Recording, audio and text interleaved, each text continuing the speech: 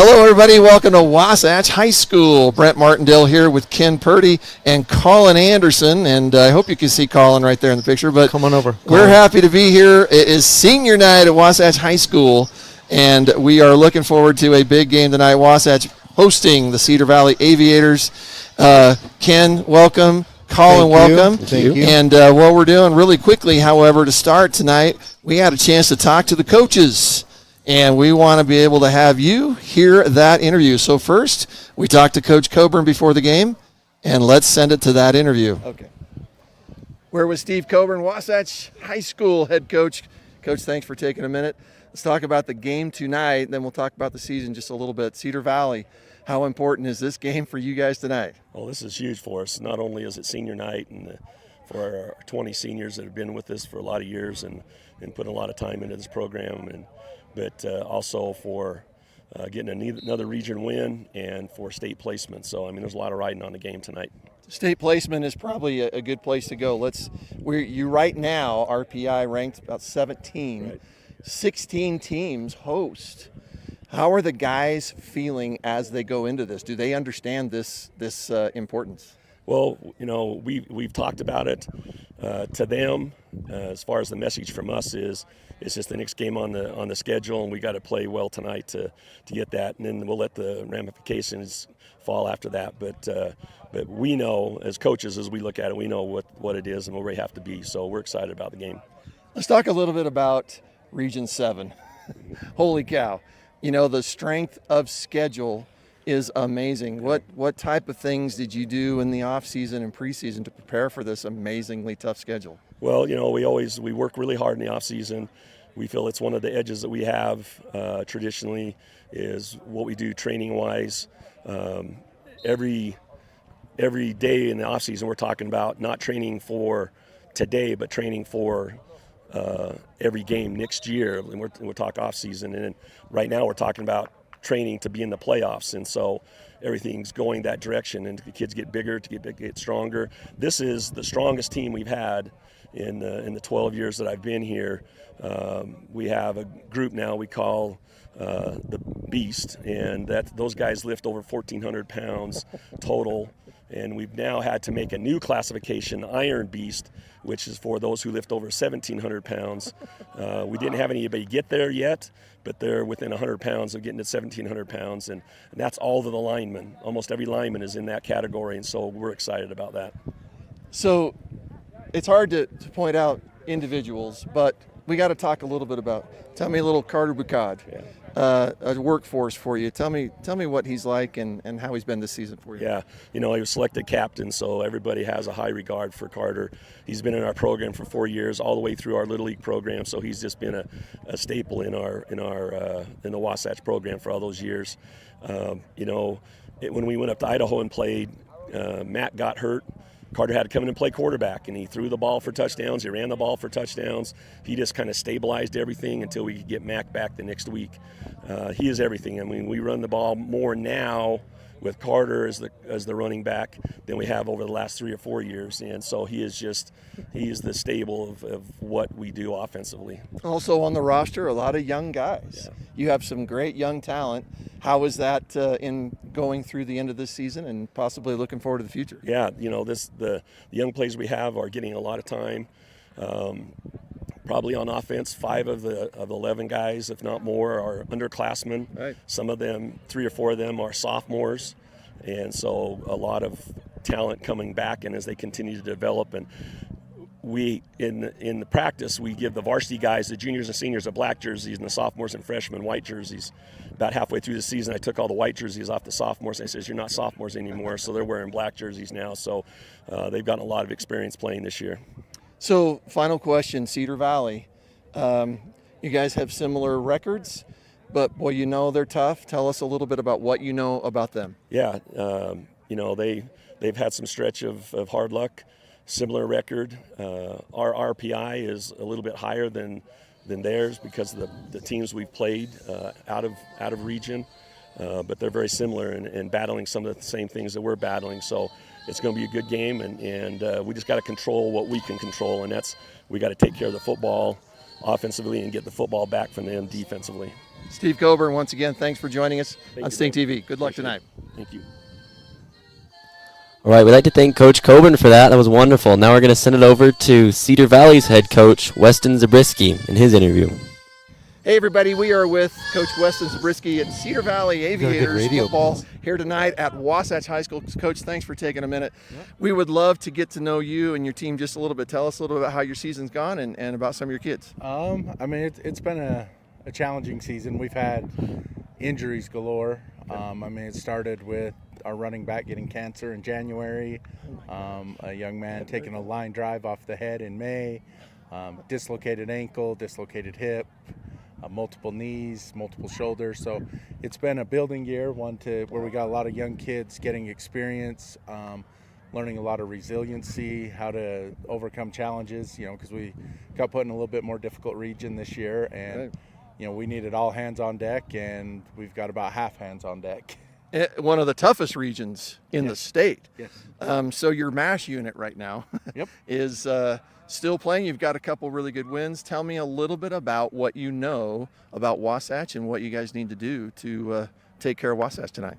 Good program. They go fast, throw the ball around a lot. I've known Coach Coburn for a long time. Actually coached his son for a year while I was at Manti as an assistant back when he was at Snow College. But no, they're a program that has a good tradition. They throw the ball around a lot, play fast. So we've got to be ready as soon as each play's over to get ready and get going again. Coach Coburn spoke very highly of you. So as you go through the season, the guys kind of know that this is a big game for you guys. And, the RPI rankings, you guys will definitely have a place. Tell me a little bit how the guys are responding this week to the preparations. It's been good. We're starting to get a little bit healthy, and then, another guy or two goes down the week of practice. But, the kids have been very positive. They've, like I said, they fought through. They keep being resilient. Each week they come in. We had a great game against Orem last week. Probably left about 28 points on the board. Right. Probably should have went our way, but it didn't. So like I said, big key is just resiliency. The kids are coming out. They're fighting through injuries. They're doing all they can, staying positive. So, that's our goal. We just keep telling the kids, just keep battling. It's a special fraternity to be a part of, doing high school football. I tell them all the time, the 3 words, Friday Night Lights, you say that anywhere in the country and people know what you're talking about. And I said, don't take that for granted. You got a lot of teammates who are out, who haven't been able to, I mentioned Joe Lomu with cancer, misses his senior year because of cancer, but he does get life. And we told him just be grateful and enjoy every moment you have to be out on the field. Coach Weston Zabriskie, Cedar Valley Aviators. Coach, thanks for taking a minute. Good luck tonight. Yep, thank you. Thank you. And we really want to thank both coaches for taking a few minutes before the game. Coach Zabriskie, you guys was so nice. I got to tell you, one of the stories that he was talking about with his young player, Joe Lomu, discovered cancer back before the season. And I love how he talked about them having a together, Right. Life isn't football, but life is life. And Sure. we told that, so it was a great thing. Colin's going to tell us just a little bit. Tell us about the records of these teams. All right, so the home team, Wasp, right now sitting at 2-6, 1-3 in region with that win against Maple Mountain. Good team. They're good seeding, 17th in the RPI right now. They're looking good right now. And then for the visiting Cedar Valley Aviators, they're 2-6 overall, just like the Wasp, but they're 0-4 region. They haven't yet won the game yet, and they really need a win right here. They're in the hunt. And Cedar Valley's setting number 23 in the RPI. So with that said, right now Wasatch will be in the playoffs. And as it's seeded up right now, and things will change, is they would play the number 16th team, which would be East High, the Leopards. As we have the kickoff here, your point, they're 17. Wasatch is 17. A win tonight could, we don't know, no guarantee, but it could put them into hosting a game. That would top 16 huge teams host a game. For us. So that game would be the 20th of October, but we'll take a look at that a little bit later. So here we go, guys. It is senior night, as we mentioned, and Matt Kelson is back with you-know-who, Carter Bucad. Yep. And we're ready to roll. I'm guessing that we're all guessing that Cedar Valley must have won the toss and elected to have the ball in the second half. So There's Bucati already. He's rumbling down. He's at midfield. Just got tackled there by number 28 for the Aviators. That's Jerome Klein. Boy, if Klein didn't get him, Ken, he had lots of open space. And they're going to go NASCAR, so they are moving, as always. You heard in the interview, Coach Zabriskie, there's Carter Bucati once again finding all sorts of space. That last run, Colin, I think we were trying to think. I think it was a 35-yard run. Nice pickup. Nice first down pickup, and you're in a great position now because you're in a short second down, right where we want to be. Second and 1.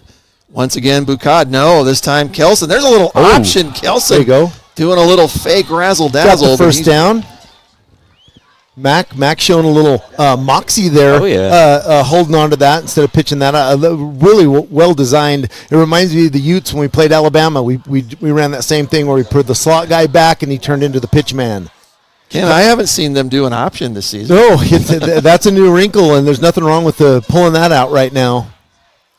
And there we go again. And this is JoJo, and JoJo is you're using your best players. You're using your best players, but and sometimes you're going to get caught like that. Hey, by the way, Carter Bucati setting number 6 in the state in rushing. He's 11. He is 1,100. He is 1,147 yards right now. That was number 3 for the Aviators, Nathan Bandry, with the great open field tackle. Kelson's going to keep it. He's met by Aviators. Well, it looks like be no change. It looks like offense took a little page out of the University of Utah air raid offense. Boy, it looked like the first option was open. So here it is, 3rd down and 12 for Wasatch on their opening drive. After 2 quick first downs, they're looking at a 3rd and long, trying to get the Aviators off balance. Kelson, look, he's got pressure. He gets out loose. He's got somebody coming in there. He's met, and that is number 20 for the Aviators, Jedediah Feller. Now listen. Ashton Southam's got it. He's got a leg. He's got a leg, but we'd be looking at the spot there. Almost 60 yards. Yeah, and it looks like we're going to punt it. Looks like the punting unit is on. The last thing you need when you're in field goal range, just getting a 10, 15-yard sack. Well, you really had a field goal if you don't get that. Good point. Very good. And we haven't attempted too many field goals this year. With as outstanding a kicker that we had and we've had in the past, we tend to go for it on 4th down. So into punt for the first time tonight after 2 promising. Oh wow, beautiful kick right inside the. Very nicely done. Fair catch called. That's number 3, Nathan Bannery again. Back. I did notice in stats. Now I'm not sure. I think I wrote it on this one. One of their guys has amazing kick return yardage. Okay. We'll have to keep an eye for that number. I know talking to Coach Kinsman, quarterback, running back combo, really good. He doesn't feel like there's a whole lot of speed on the outside receivers, so we should stay on top of that. That's hurt us in the past. Fast players getting in the seam on us and going over the top. The punt puts the Aviators inside the 5-yard line. Similar offense style. So we were looking, Colin and I were talking before, there's 3 different quarterbacks that the Aviators have used. Right now on the field is Luke Esperson. He is the one that has the most attempts. Oh, and there's that's a loss of yards. Great job. Great dial up. Looks like a blitz. Colton Bassett in the backfield. So Coach Stanton Akana, defensive coordinator, dials up a blitz right off the bat. Chevis Gregory was the carrier, and a couple of yards. It looks like just 1 yard loss on the play. So right off, the Aviators looking at a 2nd and 11. Esperson in the end zone. He gets the pass off, and it is incomplete. It looked like, I'm not sure if it was intended for 10, Champ Buffett, or number 8, Isaac Klein. It's like a little stop route, but that is gutsy, just considering they just got sacked for a big loss there. Very, very gutsy. In my day, that would be a handoff to the fullback. Well, and that's what I'm thinking. We're going to see is gutsy calls. I think. And they're at again. They're an empty set. Pass is complete to Gregory. He's going to come all the way down, and that's going to be a first down. Great play call. They got themselves out of trouble. And you know what? That's the only way the risk can take right there, Yeah. right? Mm-hmm. So it'll be first down for the Aviators. And that does pull them out of that. Boy, that was 3 different plays that Esperson was standing in the end zone. So they finally get out of that shadow. Well, there's something to be said about a 2-6 team. You don't have a lot to lose, so right, you just hang it out there. Well, we'll look at a graphic later, but these teams are very similar in not only points scored per game, but in points allowed. Yep. A few more points for Cedar Valley. It's a great matchup. It's very close. So 1st and 10, it's a pitch off to Gregory. Gregory scattles left and right, and then he's brought down, but he's going to gain a few.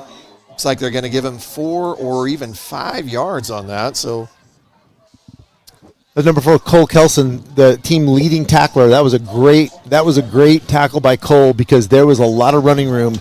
He had taken it that round to the right. It was closed off, so he cut it back, and I thought he was off to the races. So great job, Cole. Esperson now back. Once again, it's now 2nd and 5. Esperson gets the pass off, and it is complete. That is trying to see the number of the receiver. Looks like number 10. That's Champ Buffett.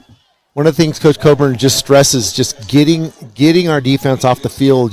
So we have a 3rd down, and we're letting them. This is the second convert on that, and it's hard to let that happen. So once again, first down. Cedar Valley moving on up. They are at now their own 34-yard line. In motion is number 35, Detmer Murdoch. Once again, I believe that is Gregory once again. This time he's met, but still gains a couple of yards. And again, Brent, going to the right side of the line, it's cut off, and they're cutting it back, and great pursuit from behind. So got to be disciplined here. Stay in your gaps. Keep your head up. They actually gave him 3 yards on that. So it'll be 2nd and 7. What a Looking at Gregory. Sorry, Ken. No. Gregory has 1,100 all-purpose yards, so he also can go out in the flat. He is the dude. He is the dude that Coach Kinsman was talking about. 2nd and 7. In motion is Buffett.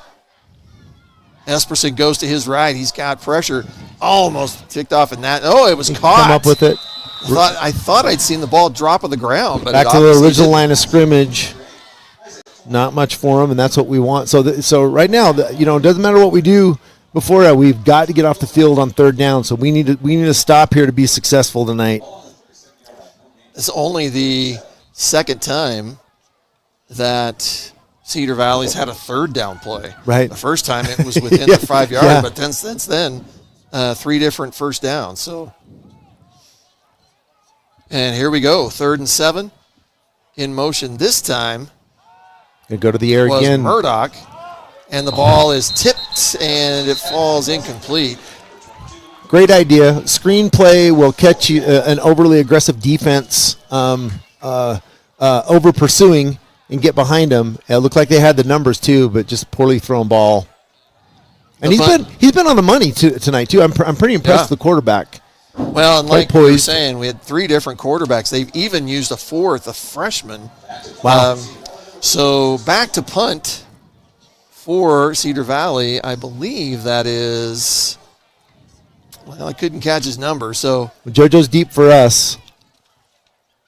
Oh, very different. I might have been touched. I think Cole Kelson was right on top. No, that's our number 8. That's our number 8. We've Chase Haar. Couple of times. Yeah, Chase is a special teams demon.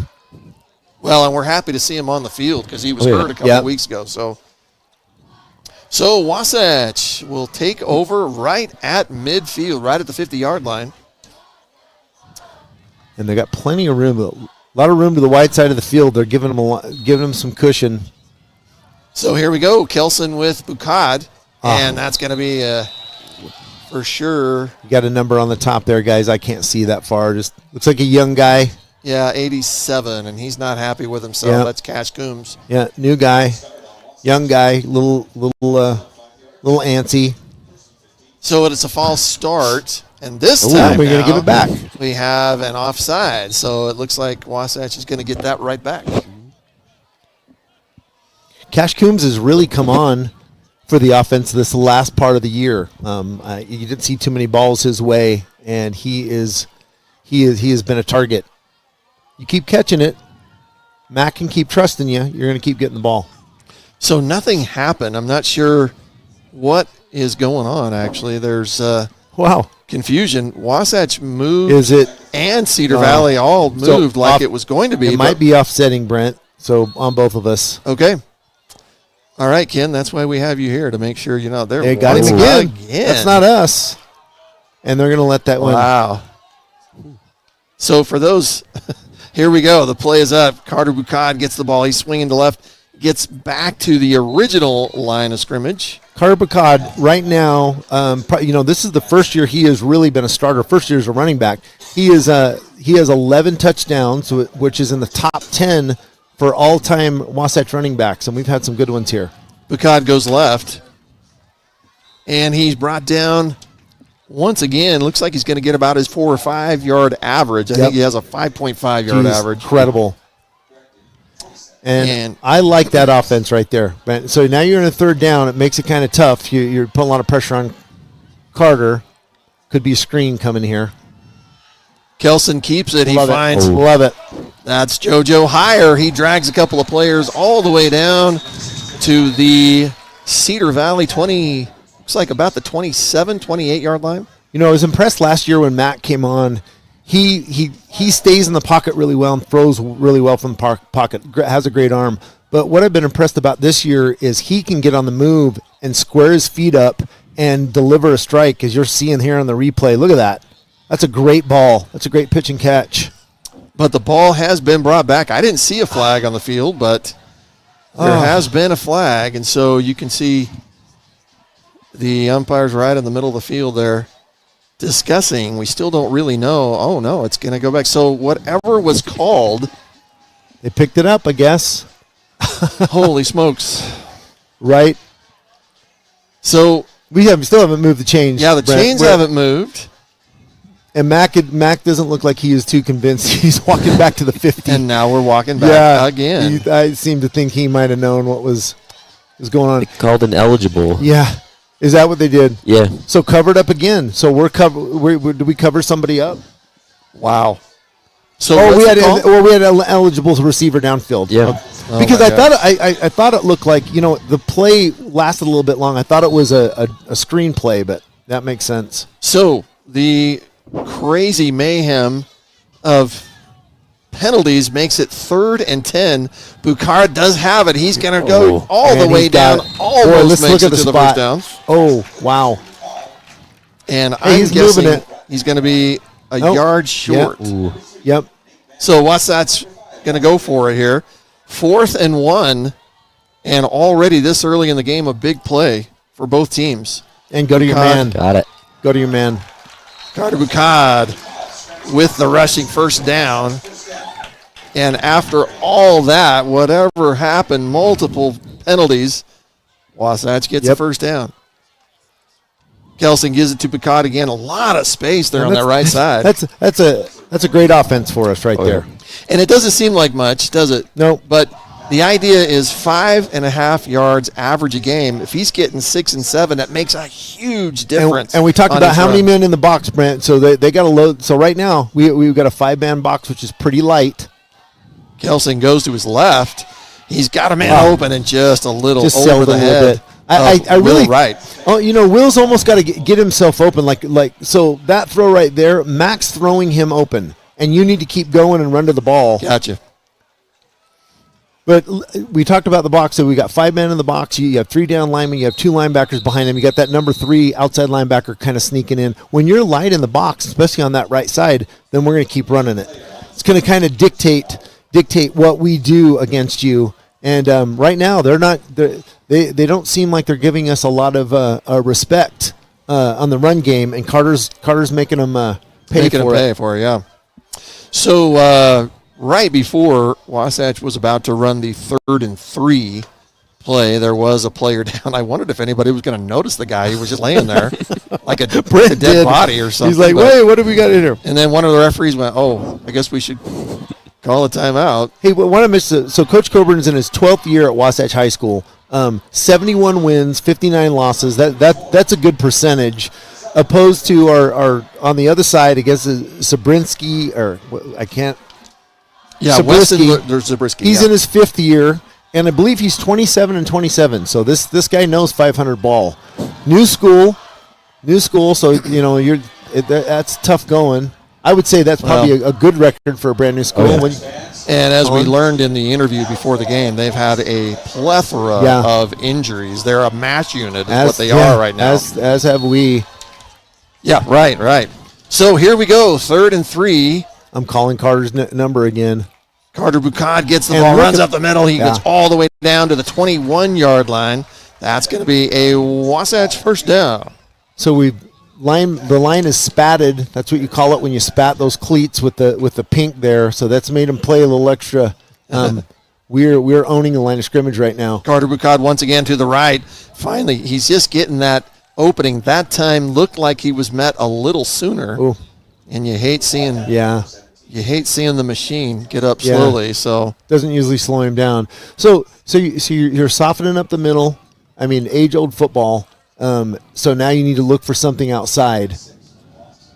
And Cedar Valley is not sneaking anybody into that box. They're still not giving us a whole. At least not at first, are they? Nope, they're not giving a whole lot of strikes. So I keep going at it. Bucad swings right. Kelson looks 3 directions, and it is tipped and intercepted. Shoot. Oh, I was right in the hands, it looked like. Will Wright had it. He was the intended receiver. And I can't tell who it was that actually caught it. We'll have to see in the replay. Here's the replay. Wright comes around. He's wide open there, just out of his hands. Yeah. And it looks like 26, I believe. If that's 26, it's Philippe Brady. The shorter the field, the faster the play is going to get going. So you got to get your head around, get ready. I mean, hey, listen, if every ball was perfect, we would have every ball. But if it touches your hands, you got to get it. So the first turnover of the game. And Wasatch now, defense back on the field. But once again, Esperson and the Aviators deep in their own territory. Once again. And Cedar Valley's looks like they're calling a timeout. Hey, I'll tell you what, Brent. That was a great offensive series for us. We established some things. I think the first series we ran the ball well. We got away from it a little bit. We saw the option. We saw some rollout passes. And then this series we went to the machine, as you call him. I love it. And Carter Bucad just pounding them 5-6 yards a carry. And you expect Mac to throw the ball. That looked like a little bit of a swing pass to Carter. Carter was covered up, and Will Wright came open. Mac delivered it, unfortunately. Ended up in the other hand. And there's been a lot of Mac's interceptions this year. He's not throwing it right to him. Yeah, it's off hands. Right. Well, last half has been a little difficult. Teams, surely they're going to focus on what they've done right. And so... Which is crazy that they're still doing it, right? They still go a lot to JoJo and Carter, even though every week, offensive coordinator, that's who I'm preparing for. And it's not fair, almost, like you say, that tip is still an interception, absolutely. Unfortunately. But it's in his hands. So the handoff goes this time to... Yeah, there's a big pile up. Nice it looks job. like a scrum a little bit. Getting to the ball. And we'll try to see who that runner is. I know it wasn't Gregory that time. And trying to see who it is. Yeah, I guess number 2. Killian? Gavin Killian. Next year, folks, if we're still employed here, Brent, I'm going to bring the binoculars. It's got to happen. So it'll be 2nd and about 7. Nice job. Pass is complete to Champ Buffett, but met quickly by Wright to take him out of bounds. We'll sniff that out. Great job. Great open field tackle. Yeah, I thought maybe there was another mystery flag call, but there's not. So it'll be third. Right now, I'm still looking at the sideline over there. There is some question going on. Well, the sticks never moved. The spot was about 3 yards ahead, but he never moved the second down marker. Yeah, and there now it is. They are walking it back. So it's at least the third time there's been a penalty that I haven't seen a flag. So we get to replay the down. So it'll now be 2nd and 12. We have no idea what the penalty was. Usually a hold, right? Yeah. And that's not a in most cases, yeah. So Esperson again on his own goal line gets the pass off. Boy, that was close. Yes, it was. Coverage there by Colton Brisk. Colton had a bead on it. And but it was out of reach of both he and the receiver. So, and once again, standing him up, slinging it from the end zone. Yeah. Very gutsy. Luke Esperson is a sophomore. Wow. And this lineup is loaded with, and we talked about that also before, with young players. Esperson gets the pass off. Ooh. It is complete at about the goal line, but it's going to be a short gain, maybe just a little ahead of the original line of scrimmage. And again, I didn't see the intended or the receiver. A little jailbreak screen. Receiver comes right back at towards the line of the scrimmage. You're trying to get a couple linemen out there, plus your receivers to block and make something happen. And we had sniffed out very well by the defense. Defense is playing well tonight. Well, you know, the age-old story, though, as you've mentioned, Ken, we don't want them out there too much. Right. Kick is up. It's going to be short. At this point, it's going to be that one. And it's going to take and they touched it. Yeah, an Aviator bounce. It'll end up being at about the Aviators 37 or 30. Yeah, it's 37-yard line. So Wasatch will take over. You had a couple series with great to see what's going to happen, and now you got to put it together here because you have great field position and you want to get on the board in this quarter. A minute 12 left, and this has been completely different first quarter than the other games. There's always been by now 3 scores, right? We've seen a lot of penalties. So many penalties. So once again, Carter Bucad, another one. Is met. Another flag coming from. And another flag. Sheesh. So there we got a hold. Another holding. He's talking to one of our linemen. Holding on the offense. Yeah. A little bit of open communication there. And that looks like it goes from the original line of scrimmage, so it doesn't go from where he gained to. That is really bizarre.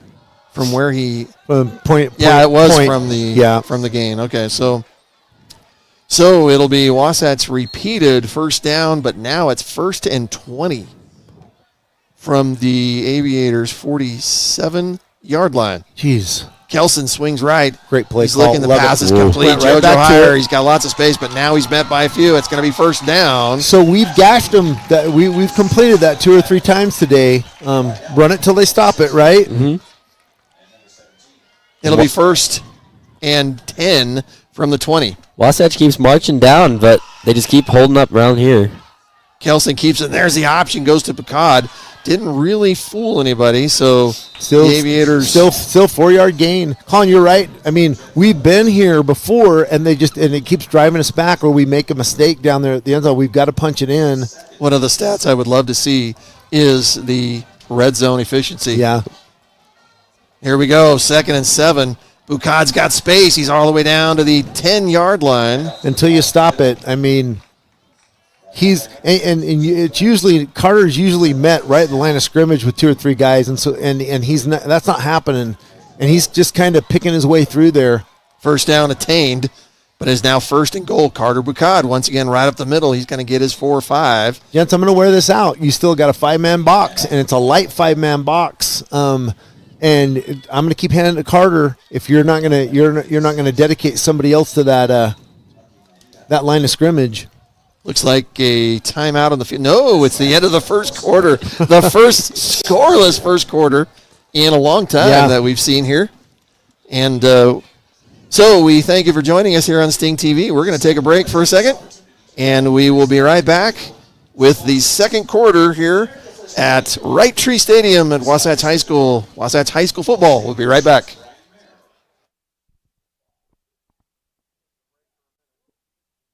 So then, beyond that, we are absolutely fascinated with the whole principle of remembering.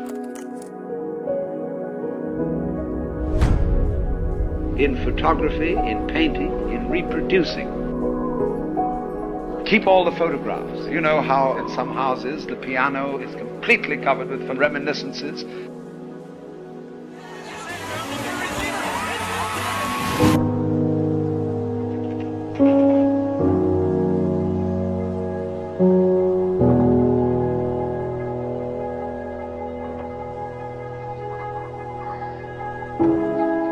So the duplicity in all this, on the one hand, you let go of everything and you live in the eternal now. But on the other hand, what fun to drag it out.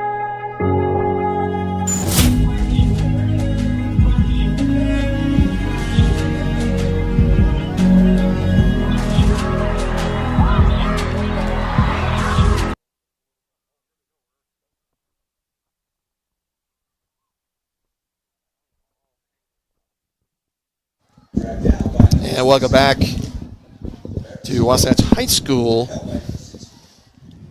Play was run so fast. They were so fast we didn't get back in time. Carter Bucad is going to be over the goal line. Touchdown. Same side of the line of scrimmage. And Cedar Valley is not respecting that run game. That is the 12th touchdown of the year for Carter Bucad. The machine is looking like a machine. He's looking like a Terminator machine is what he's doing right now. The T-800, that's what we'll call him. And that's the 12th touchdown for him this year, and he is now rising up the all-time stats. I found that interesting. He wasn't in the top for rushing yards, obviously, because we've had some 3- and 4-year starters here. And Mr. Automatic. Kick is up and good. Boy, they almost didn't get off the play clock, did they, that time? It looked like there was a little confusion at the line. So here's the replay of the Carter Bucad touchdown. And, yeah, like you say, it's just like crazy. So much space on that right side. Somebody barely got a hold of it. Doesn't make sense to me, guys. Doesn't make sense to me that you would not one of the things Coach Coburn taught me when running the defense is we're going to take their number one option away. Now, we got JoJo as well, but our number one option is going to be Carter Bucad, keeping it on the ground. If you're not going to respect that, we're going to pound you all night long. So we're going to get our first look here at so as we were mentioning, I'm trying to see the number. So I had it written. I think it's on this one. Sorry. Punt kick return. Where is it? Oh, that's the wrong side. That's a kick return. I put KR somewhere. Sorry, this is – here it is. So it is Champ Buffett. It is number 10. Oh, yeah, that's him back there. So Buffett has well over 500 return yards, which, as a kick returner, that's a pretty good average. Yeah, oh, absolutely. At this point. So we'll see who Wasatch kicks to. So the touchdown is with 11:40. Just within the first minute or so, and it looks like it's going to be not a return opportunity for Buffett. So Cedar Valley will take over at the Wasatch 20-yard line.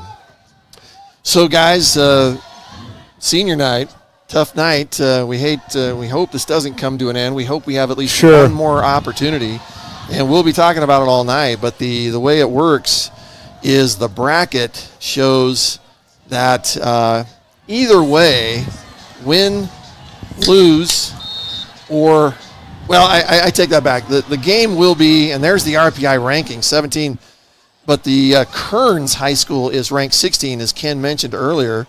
That's a pretty good. That's a good gain. Gain that time. I think it was East is 16. So was it East or Kearns? I couldn't remember. Let's take a look. We both have old eyes, Brent. Here. Check us. Yeah, I'm older than you. So it looks like, it's Kearns High School is 16. If the playoffs were today, Wasatch would play at Kearns. Yes. However, a win tonight, I can't imagine it wouldn't move them up at least one spot. And that's a pick. Once again, that's Gregory Looks like he's going to get a first down for the Aviators. I got to tell you, they have gained as many first downs tonight as Wasatch. So Abe Wheeler's in the backfield, just couldn't wrap him up, which is story of the season right now. Esperson doing their own little no-huddle, quick offense. Esperson back. Looks like he's with Gregory. Once again, he's going to give it to Gregory. And there's Gregory another bounce. Space on the outside. Gregory first down. And he's finally brought down at the Wasatch, at their own 42-yard line. That's going to be another quick first down. I'm not seeing if it's zone blocking or not, but guys, they're running the line of scrimmage. It is bottled up in the middle, and they are bouncing it outside. This time Esperson's back. He's going to give it to Gregory. Kicks it off. Gregory's going to another 6-yard gain. Nice run down, Abe Wheeler. I like that pursuit. There's the replay of Gregory running around, getting the other first down. So another first down. No, sorry. It'll be 2nd and 3 for Cedar Valley, right at midfield, the 50-yard line. Once again, Gregory plows through. He gets met, but he's going to get the first down again. Gregory with 3 first downs already in this drive, guys. A little bit of our own medicine, too. Running it right up the middle. Wasatch at the moment a little like they're on their heels. Yeah. So, well, I'm just noticing we're back to a little lighter front. We have a 3-man front. Once again, Gregory. Good job, Abe Wheeler. This time he's met. And that's exactly what the D-line does. We want to fill. We want to put color in the hole. Hold things up and let the linebackers come in and clean things up, and that's exactly what Abe did. That was textbook. So no gain. It'll be 2nd and 10. 9:18 left here in the first half. Wasatch with a 7-0 lead. This time it is Killian. Killian's a great little runner. Yeah, he is. Cole Kelson's got to come in and assist from that strong safety spot. 3rd and 7, Brent, and we've seen this before. We have to get off the field. We mentioned Killian. Killian's 5'5", and he's lightning. Yeah, he is. And we've had trouble with backs this size. Well, we saw a Weber game was the same way. Looks a little like, I just drew his blank on his name. Plays for the Eagles now. Yeah. Out of Utah. What was his name? Was it Vi? Gosh, I can't remember his name. Vi Sikahema played for the Eagles. He was pretty short. No, he was the little kid, the little guy. Oh, Marino Mahe was out there. Oh, Covey. Britton. Yeah, Britton Covey. Yeah. That's the one. That's what he reminds me of. You saw that there. He heard footsteps, folks. I don't care what you want to say there. He was hearing somebody come in with a target on him. Yeah, I think so.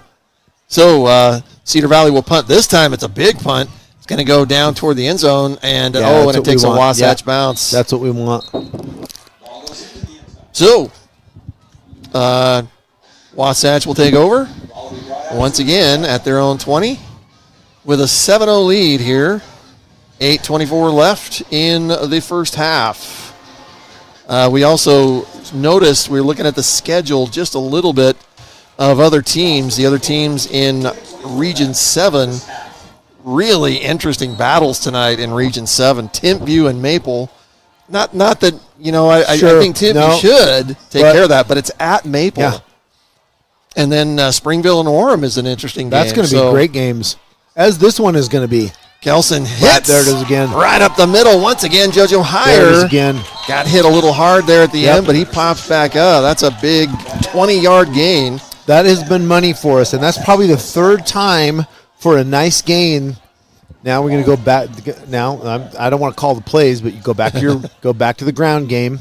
Kelson with Bukad right behind him. Gives it to Bukad. He's got space on the right. He's finally met.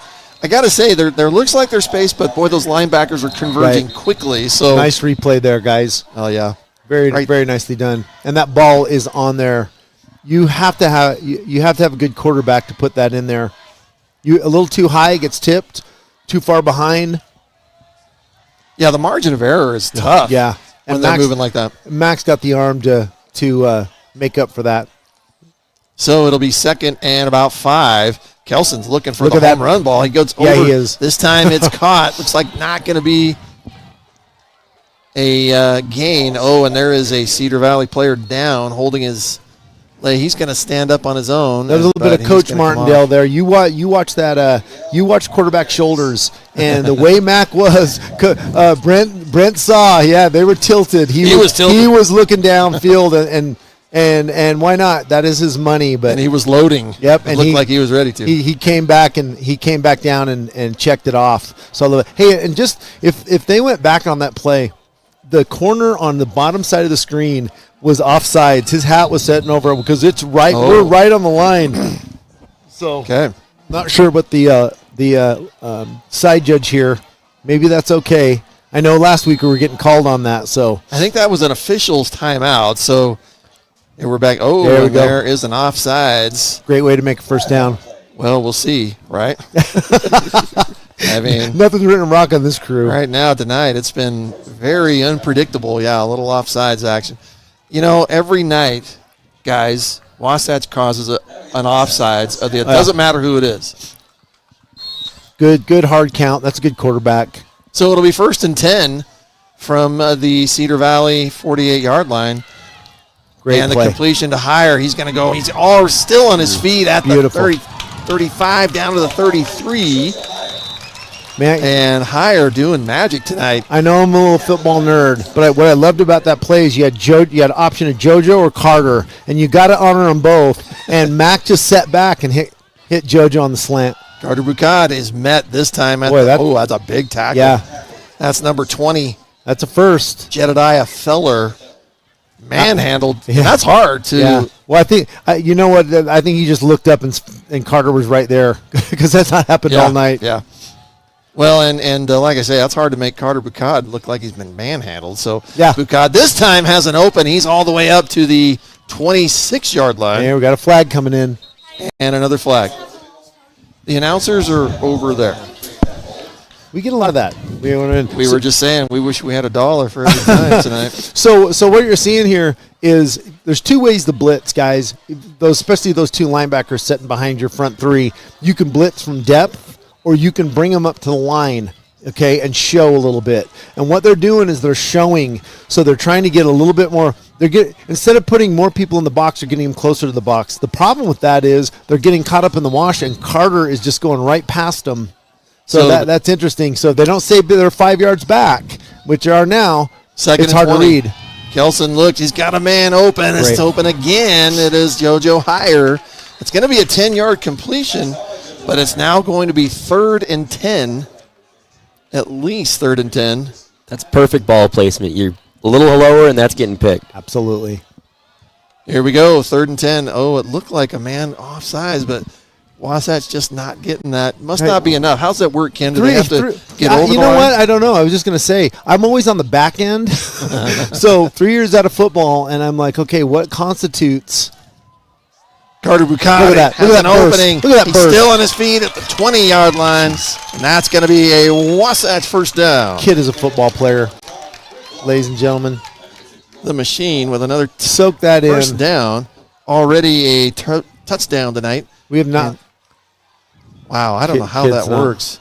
You know, Once I know. again, all I the know. way through the College, middle. they got to let them. They got to have time to get. Yeah. You know, but if You were looking at the same thing I was, But the weren't you? thing about it is if we substitute, then they get a sub. We're not substituting. Right. So right. What we were referring to is Ken is saying, when Wasatch goes so fast, if the other team they were making a Right. player substitution, and there was a aviator sprinting. he was 3 over. yards on the field when the ball got snapped. So technically, that's too yeah, many I men would, on the field. I would right? think so. Once again, Carter Bucad, he is met. He's going to get maybe a yard. He's got to get down to the 10-yard line, I believe, for a first down. And if they don't give it to him, it'll be 3rd and 1. This is actually a big play here for both teams. About 5 minutes left in the first half. Kelson gives it to Bucad. He's going to get the first down, and he's going to go all the way down to, Nice. looks like about the 4-yard line. And if I had to guess, you're going to get a heavy dose of Carter Bacad right here. Here we go. First and goal from, I'm guessing it looks like it's about the 5-yard line. So, as you mentioned, this could be machine time. Carter Bacad. No! Kelson keeps it. Super good. And Super fooled good. all of us. Great play call. Why not, right? So you suck him in. You think even Ken's going to call it number 3, and you pull it. Little RPO action.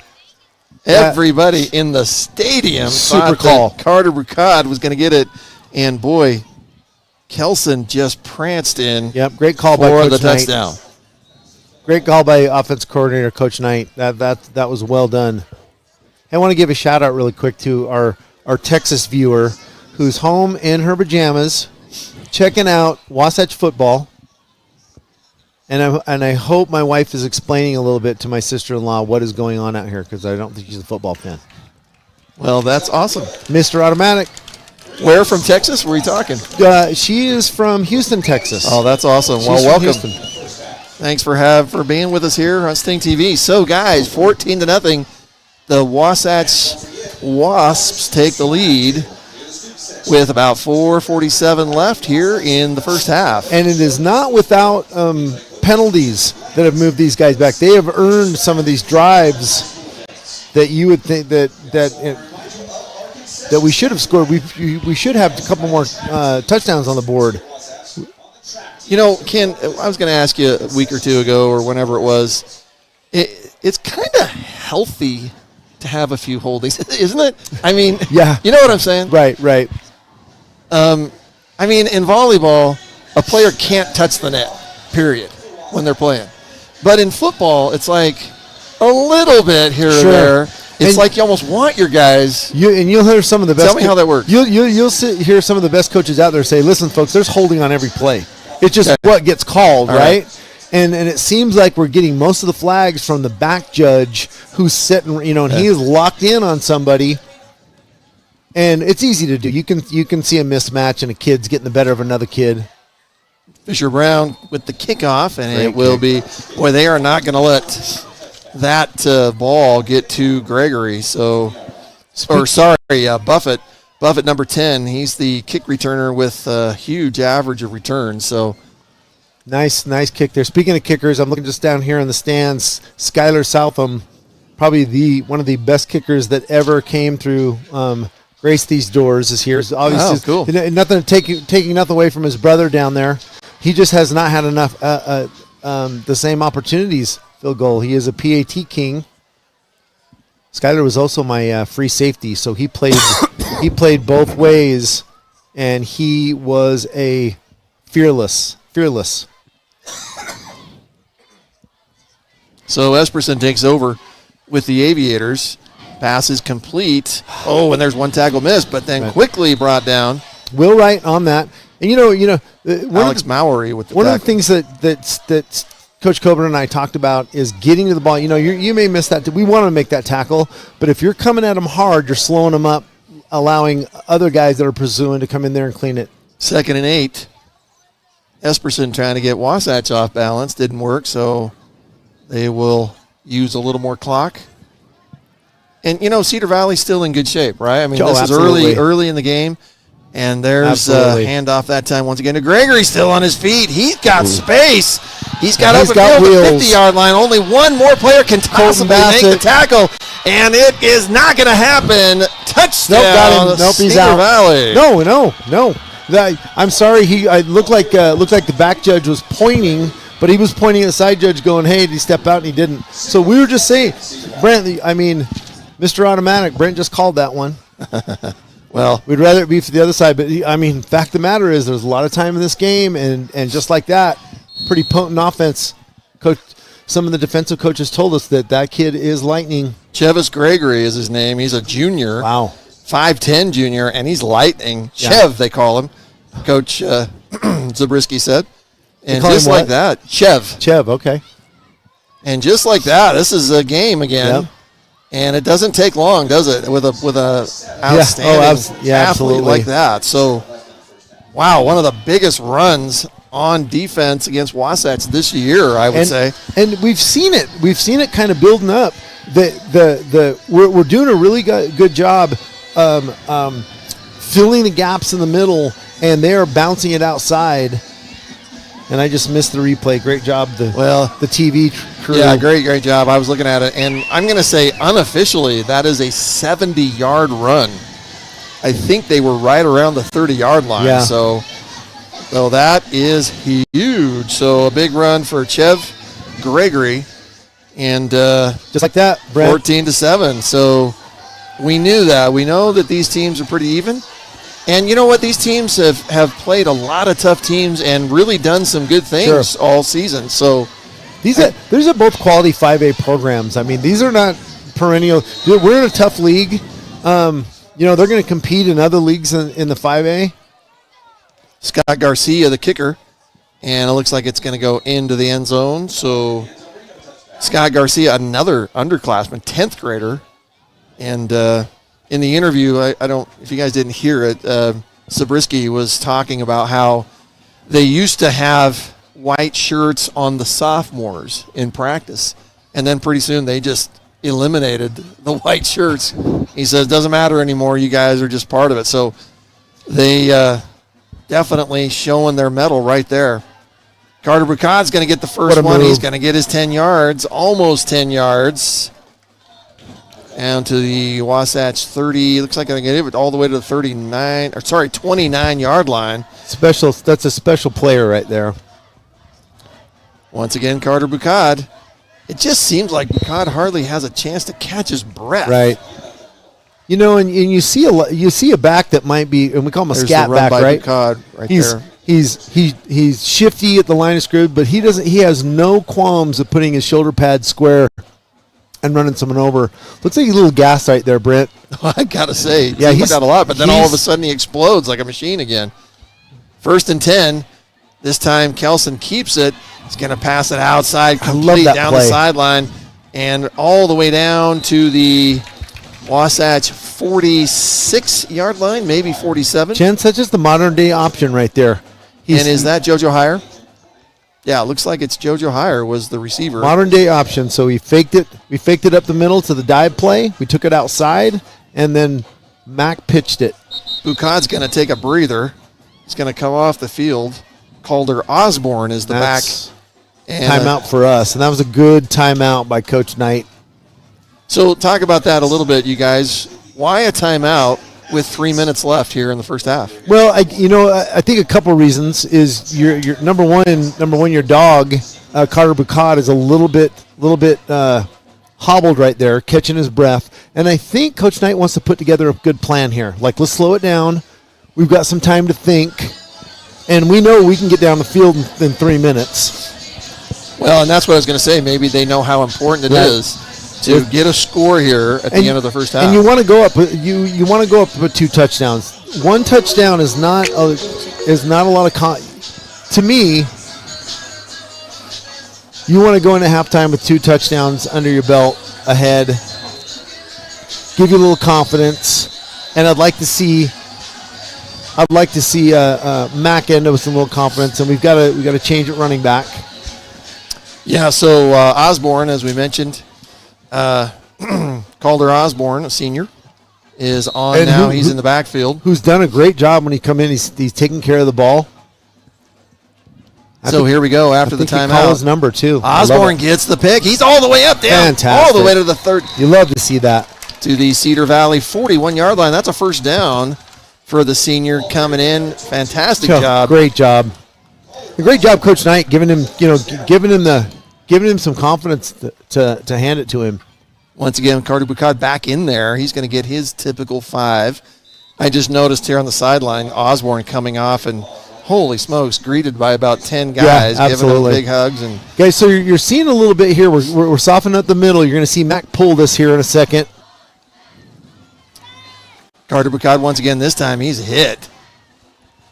I don't know, Ken, and that looks like number 27 with Luke Barris, another sophomore with the big tackle there for Cedar Valley. Now we've got 6 guys in the box there. It's a 3rd down here. Kelson's There we going to go. run. He's got a first down. Attaboy. He's still on his feet. He's going to and he gets hit. But he is Max done dude, I'm telling you, plenty good. So every time I see this kid take off, he's got some wheels. it just seems like sometimes in the season that is open more Yeah, oh often. yeah. And you got to take it, right? As fast as he is, just teach him to make sure he does a slide before he gets hit by these absolutely. big guys. Carter Bucad is going to get in the middle again. He's Great going job. to get another 5 yards. That previous play, of course, was a first down. So the reason why Kelson. Mac was so wide open right there is they're sneaking that outside backer into the box. So now we got 6 guys in the box. So it'll be second and about 4, maybe 5. Now we got Wasatch here, 1:45 we got left. 7 in the box now. Carter. We got 7. They're sneaking both their safeties down in there as well. So Well, wouldn't you, right? yeah, why not? And you know what? When I see this, you might get a one-on-one with JoJo on the outside. I see him lined up in the slot, so that's not going to happen right now. But you look for this play to come across. So a third and looks like about 4, maybe 5. That little slant to JoJo that's been very, very successful. There he is. And behind him. incomplete. So it'll be 4th down. Sometimes I wish I wouldn't have called the play. 'Cause it didn't look open. And in my opinion, and we don't have our replay on anymore, but it looks like we'll get a chance to get that back. But almost looked like the pass was just a little behind that time. But Yeah, it was. It was not a well-thrown ball. but only a little, and so and really good coverage by Cedar Valley. So Brent, I'm looking at Carter down here on the sidelines as Ashton's going to line up a field goal try. He's set down. I mean, we're not attending to him, so we're not, it's not that bad of an injury, but he's gassed a little bit, maybe a little bit frustrated. So it'll be a what looks like about a 35-yard attempt for Ashton Southam. And there's an offsides, I'm thinking. It was a wounded duck kick, and it made it through the upright, but now we'll see who the penalty is I wonder on. if that affected the snap, because that's not usually him. He's backing up, Yeah, they're backing up. which is not a problem so. for him. Yeah, that's not usually Ash. I think maybe the center got something, a bad snap, bad put down. We're going to take a look at region scores and other scores in the state in the 5A. There's a couple of pretty good matchups tonight in the 5A. Wow, Alta taking it to Skyline. Wow. 22-0. So I'm not sure what's happened here. We're bringing the offense Coach back up. Zabriskie That's what's is happening there. fuming. So the flag, the violation must have been allowing Wasatch Give it a little closer. So right. they're going to go for it at 4th and 2. So instead of 4th and 6, it's going to be 4th and 1 even. Where's JoJo at? We're going to load the box up. He's one-on-one down at the bottom, and Mac just looked at him. Carter Bucad Let's back run on it. the field. He's going to get the ball. No, Kelson keeps it. And the pass in the end zone. Touchdown. Fantastic play. And trying to see who that is that's caught the ball. I want to say 84. Is that Mason? So that's Mason Gomez. Touchdown for Wasatch. Great job, Mace. Done almost to perfection. Boy, that penalty really hurting Cedar Valley right there. So Mason's running a little bit of a corner route, and he just sets and makes an easy target for Mac. Well, you can see why Zabriskie was hot. Or whatever the penalty. Yeah. We still don't know what the penalty Yeah. was. So And that's going to unless you saw it, did you see it? No. little salt in the wounds. And the kick is up and good. So Mr. Automatic. that kick, as you mentioned last time, a couple weeks ago, Colin, his extra points looked like they could go 40 yards. Yeah. Field goal attempt. So Oh, yeah.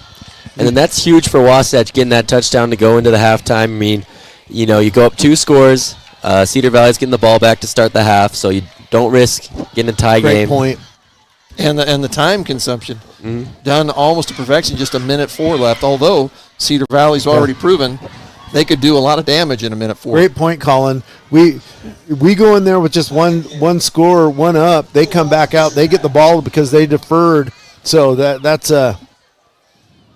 even more reason for us to score. And again, a penalty gives it to us. Both sides are getting just gut punched. Yeah, that really is unfortunate. Cedar Valley looked like they were making a pretty good stand. And in that situation, to make Wasatch have to kick a field goal was probably a moral victory. So, Oh, yeah, absolutely. So here we go, minute 4. The kickoff this time looks like it's going to be returnable. And they got their man. And here he comes. This is who you want. This is Champ Buffett, still on his feet at the 20-yard line. Finally brought down near the 20-yard line. Cole Kelson getting a shot at him, slowing him up, get back on his feet, and help finish play. Buffett gets about 20 yards on his return. And so Cedar Valley has 54 seconds here. Which we saw a run. Which they scored that quick last time. So it's not out of the realm of possibility. What are the coaches telling Wasatch, the defensive coach, saying right now? So they're backing them up a little bit, but you can't, that's when you get hurt with that run coming up. You don't want the big play to hurt you. You don't want the big play over the head, but they don't need to go to the big play. So I'm not looking for that right now. As you see there. Completes. Now it's just open field tackling. Good job, Colton Bassett. Clock's going to keep going. Looks like both teams with a couple of timeouts. So 44 seconds. That completion, I believe, was to Jace McClellan. And Colton came up nice tackle in space. Esperson back to pass again, and it is caught again by McClellan. This time he goes out of bounds. So, boy, it looked like there were Wasatch guys around. Just Well, Esperson doing a good job. And so you're giving it that. Coach Coburn and I always, if you're outside within 10 yards and you're outside, it's kind of a win for us, right? We don't want you to go to the seam. We don't want you getting nothing. We don't want a big explosive run up the middle. So that's kind of a win if we can keep them within 10 yards on the outside of the 1st and 10 hash for the Aviators. Esperson and just beyond the reach once again. This time to Champ Buffett. And Buffett was covered pretty good, and it was just way beyond 10 yards or so. I'd have to assume he just threw that away, saw it was covered. Your linebacker dropped down in the flats. That looks like Addie Holmes. 26 seconds left. Addie's a tall kid, so. Esperson back once again. He's with Gregory. Gregory was the one with the big 70-yard run earlier. Esperson, boy, lots of time. Gregory's wide open. And it's just off his fingertips. And, wow, there was one player to stop it, maybe. Well, guys, I'm assuming he's coming out of the backfield. That was a backer that needs to pick him up. But we need to cap that route right there. That was spooky. JoJo Heyer was the only player between him and the goal line. Yep, guys, that was the tailback. That was 23 right out of the backfield. Ran a little seam up the middle, which we said we can't let happen. 3rd and 10. The Aviators, lots of time for Esperson, and boy, that one had to be thrown away. Smart. I thought he had a man open over there. Yeah, 20. Yeah, 20. Was it 23 or 22, Brent? 22 is Gregory with they had the big run. And that's your man. And he's the one that just barely missed that one. And, you couldn't have thrown that ball better, but so it's a linebacker is running with him, but you got to I think you play a little zone over the top. I'm not sure what the coverage was, but. So Cedar Valley on 4th and 10, they're going to punt it away. No risk, and that's, I think, a good idea. I wondered if maybe they'd go for it, but still 16 seconds would give 10 seconds to Wasatch, which is sometimes an eternity. Oh, and we have a flag already. Oh, tell me this is not roughing the kicker. It looked like there was something in the middle of the field. Is that 2 flags down? Because I see a pink flag back here, and that is against them. Oh, okay, so they gotcha. We just heard the announcer, PA announcer, say illegal substitution. So, which I have no idea what that means. So he came in after the huddle broke. Oh, okay. So it'll be still 4th down. Kick is off almost, and a fair catch called. So it'll be 7 seconds left for Wasatch. I would imagine Chase Haar has been right there every time that punt. They're overloading the left side on the punt return team, and Chase is almost that ball. So Wasatch, what do you think they're going to do? Are they just going to take a knee? these young offense coordinators are quite aggressive. I know I used to get chewed out by Coach Hermanson by trying to throw it up, so I'd keep it on the ground. But you got a good arm. Where's JoJo at? JoJo up high, up top. No, Yeah. wait, no, I don't see him. Carter Bucad in motion. Looks like they're going to go. Oh, and you don't want somebody to get hurt. There's a big pass. That's JoJo. There, JoJo, and it's complete, but time has run out, so it will be looking like a 10, 20, 20, almost a 30-yard, maybe a 30-yard gain. But Wasatch goes into the halftime. Not only with the big play there at the end, but a 21-7 lead. And here on senior night, guys, Ken, we'll start with you. Let's talk about what highlights you want to talk about, and then Colin, you next. We're having we're really having the way with our defense. We're shooting ourselves in the foot. If anything, is hurting us offensively. Defensively, other than that long run on the outside, a failure to tackle there, and that seam, we've been pretty solid. So both sides of the ball, special teams doing their jobs. It's the penalties that are killing us. Colin, what do you think? So Wasatch again just running the ball up the middle almost every time. If I'm Cedar Valley, I'm figuring out how I stop that while also containing the pass game because they keep getting hurt on that too. And then Chase Hart, amazing game on special teams. I saw him go down on the last play on special teams. He looked a little bit hobbled on his right leg. That'd be a huge loss for Wasatch, but hopefully he'll be ready to go for the second half. To me, it's the offense. I always put defense first because I love how they look tonight defensively. But the offense has made it really easy for the defense at this point. Yep. Where you mentioned earlier, when you have one option with Bucad and one option with a great arm, that's one thing. But, boy, you get Kelson to run also. Sure. That's three options right there, and that is what would just drive defense. It's crazy. When there's three power options, you're looking at that. So, and we have that kind of talent. We have that talent. When we put it together, and we've seen it all year long, offensively, we can be super explosive. But I really I'm with you, Brent. I love the defensive side of the ball. That's where I coach. They've done a great job tonight minimizing some of the big plays. But one gets on the outside, and I love what Colin said. Man, we go in one score up. That's going to hurt us because they come back out with the ball and a little bit of momentum. What is life? We don't have official stats, but I believe there was only one turnover the whole first half, right? And that was Wasatch with the interception. Cedar Valley without any turnovers, and so pretty clean game for them. So 21-7, Wasatch on senior night here at Wright Tree Stadium at Wasatch High School with the lead. And we will go into the halftime. We're going to take a break, and you'll be able to see I'm guessing you're going to be able to see all of the cheerleaders and the band getting ready to play. So thanks for joining us on Sting TV.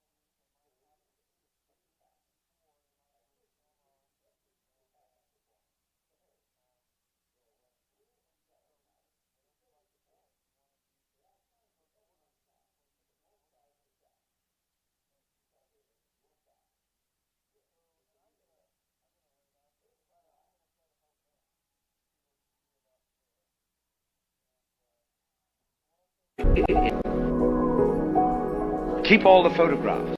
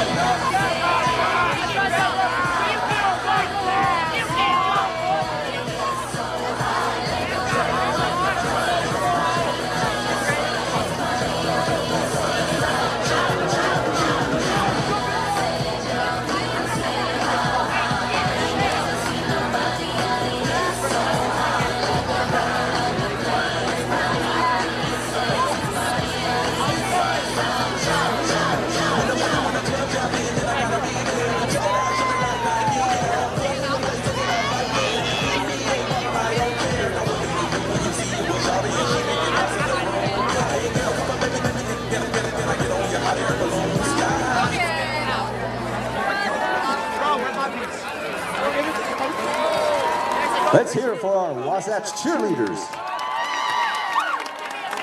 Just a reminder, those who want to support Ava can go sign the poster down on the north end of the field.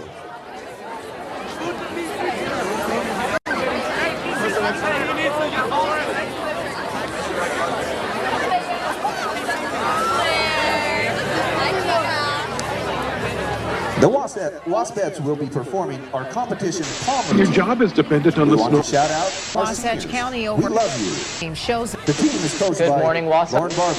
Wasatch High School is jam-packed. The Cedar 10-year-old school was built for 2,000 students.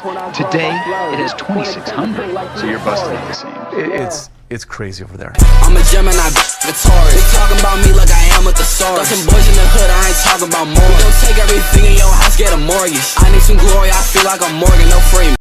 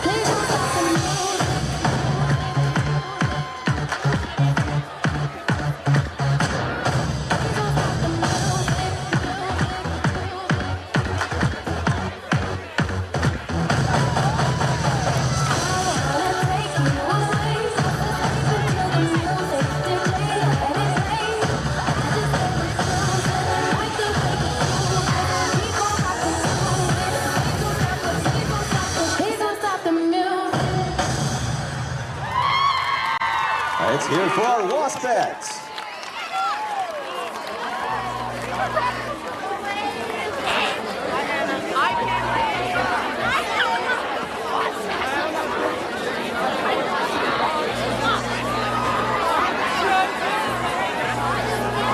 And now coming onto the field is our Wasatch High School marching band.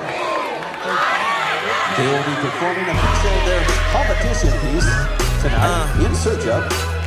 Our band is under the direction of John Lee. I love it though. I love it though. You know? Put your hands to the constellations. The way you look should be a sin. You my sensation. I know I'm preaching to the congregation. We love Jesus, but you done learned a lot from Satan.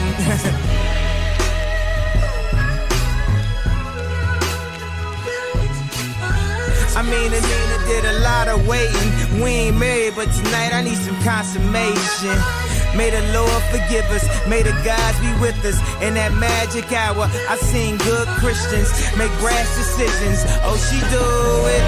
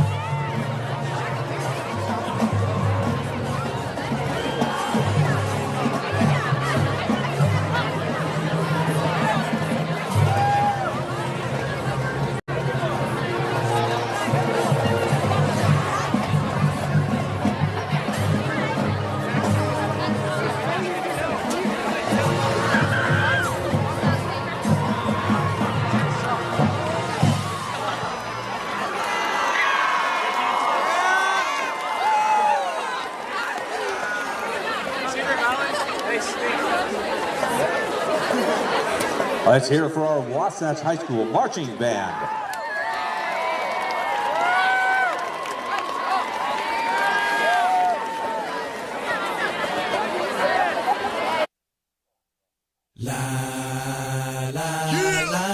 Wait till I get my money right. I had a dream I could buy my way to heaven. When I awoke, I spent that on a necklace. I told God I'll be back in a second. Man, it's so hard not to act reckless.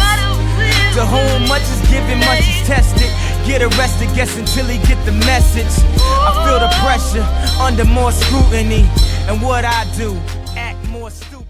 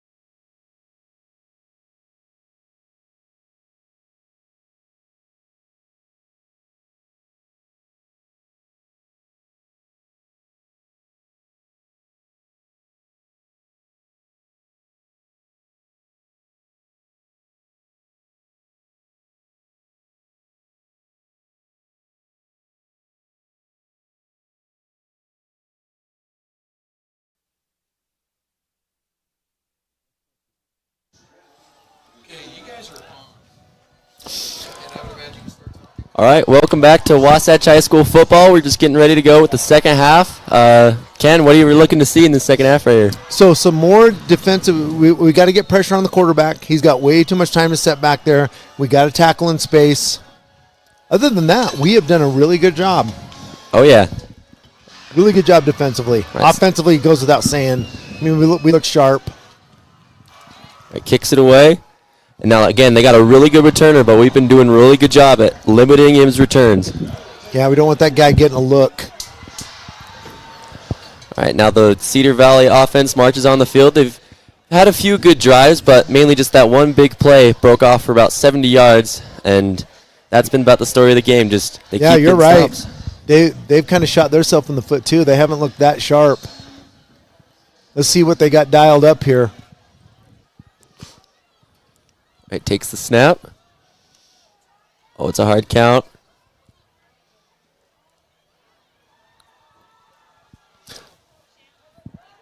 Just like most offenses, we're calling 2 or 3 different plays.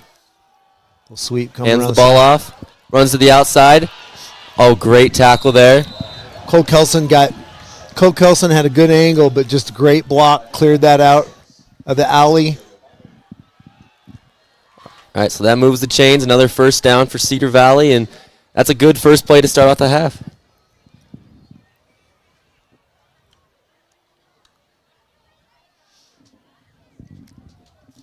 Colin, I'm going to steal one of those from you so I can help out here. Shivas Gregory again. Takes a snap, another handoff. Runs to the left. And Now, another first down for Cedar Valley. 2 runs, 2 first downs. he's putting up some Carter Bacad numbers and doing exactly what. So the last couple times we've been in a bear front, which we're covering up the center and the guards. We're really tight. You can see that front 3. And now Wasatch looking to be the team that needs to adjust to the run game. Takes the snap. Another handoff. Number 22 when he gets out to the left. When he throws Wasatch to the ground, stays on his feet inside the 40-yard line and down to the 34. Colin, go ahead and say it. 3 runs, 3 first downs. And if it ain't broke, don't fix it. No kidding. No kidding. And they're coming back. Ooh. Hey, we forgot about those guys. They were such a factor in the first half. We forgot about those guys, and there they go. There they go. No. Well, and you got to assume sometimes too, and you're looking at the replay here. If somebody, so they're pulling that right tackle, he's coming around, just buried. Yeah, he's looking at. See that hold? Oh yeah. See that hold, Colin? 70. That's 72. Yeah. So that's a long way for Mr. 72 to run, number 1. So you usually see a guard pull on that, but yeah, he got him late and just threw him to the ground. That's a good call. Right, takes the snap. Another handoff. He runs to the outside, and he gets tripped up around the 50-yard line. We'll call it the 48. You got to assume that they talked about running the ball Cedar Valley during halftime. So everybody's got film, everybody's got spotters, and so you're exactly right. They're like, hey, we can get the outside on these guys, and they were successful in the first quarter doing that. And they're coming back out again. 1st and 10. You got to assume another handoff to Shivas Gregory, but let's see what they do here. Second down's kind of a gimme play, Colin. You might see a pass on this one. Look at us. We got 4 guys on the defensive front. Nope, you're right. And a good run up to the 43-yard line. I think that's 5 rushes so far in this half for Shivas Gregory. It's hard to see a lot going on here, so I'm used to the NFL like you guys are. We got a replay coming up. Let's see why this is so wide open. So 21, Addie Holmes is getting a little deep into the backfield. I would say he needs to stay a little bit level. Use his hands. A 3rd down and 4, first third down of the quarter, and it's a great pass. Mixing it up to number 10. Well, I think they're going to get it. JoJo Hire on the coverage, and JoJo's a little bit late coming to that from his safety position. Backers are staying, are staying home because of the run. So that's going to be open. And Wasatch kind of playing laid back. They're okay to let those short completions down the field, but they just don't want another huge play. That Cedar Valley taking what they can get. First down and 10. Back to a 3-man front.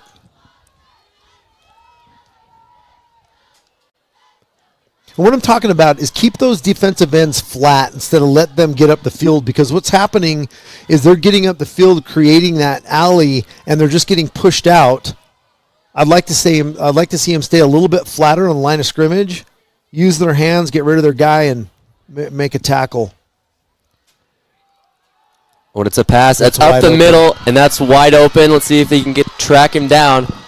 Oh, and it looks like he just short at the 1 yard line. Boy, that's Achilles heel again. I mean, they're seeing that seam. It's right in the heart of us too. Coach Coburn does not like plays up the seam, and take it from me, who ran the back end for years. I hear about it. Now you got to assume this is just a gimme touchdown at this point. Let's see if our line can hold up, but you got to assume a handoff. There it is. Easy. And that's a touchdown. Cedar Valley cut it down to a one-score game, pending the extra point. Just like that, Colin. It is a, you come out, you make a lot of adjustments, and everything they talked about worked, right? Mm-hmm. That's good coach. Hats off to Cedar Valley and their coaching staff and their kids. They want this game too. Just big play after big play for Cedar Valley. It's PAT's good, and it's a 7-point game. Wasatch with the lead, but Cedar Valley's knocking on the door. It's going to be a barn burner today. And after a scoreless first quarter, back and forth touchdowns for Cedar Valley and Wasatch. Let's see how the Wasps respond here. 8:42 left to go in the third quarter. Wasps up 7. Colin, I love showing up to the game, and stands look pretty sparse. And by halftime, you look out here, and we are full. So we still got a great support from the community. Love that about this community. Yeah, you look there at the student section. There's not room for anyone else. That's cool. And Cedar Valley travels pretty good over there. Oh yeah, it's not close. About an hour and a half away. We play some basketball up there, and it's not a fun bus ride. You're getting home 10, 11 at night. Right, especially when you lose too. So we control our own destiny here. Just talking to Brad Foster, athletic director. We could put. We win this game. We have a bye next week, so everybody else plays. A lot of things could shake down, but we could be hosting a first round game here. But we need a win. Kickoff. See if he can take it to the outside. He's been able to break out plays before, and he's just tripped up. That's number 7. That's Will Wright. Will Wright. Will's a great athlete. You see him on both sides of the ball. So Wasatch starting out pretty good field position. They're going to call it the 29-yard line. So Matt Kelson and the Wasps going out. I would call Will Wright a dude. Plays a lot of different positions, and you get dubbed a dude from me, then you're doing something right. Yeah, that's a little bit of Hall of Fame. All right. Matt Kelson in the pocket. Takes the snap. Low snap, When it's a quick pass, and it's tipped. He catch that. Did he come down with that? They're calling it incomplete. Yeah, you're right, Colin. That was tipped at the line of scrimmage. It was a bad snap. It was a low snap.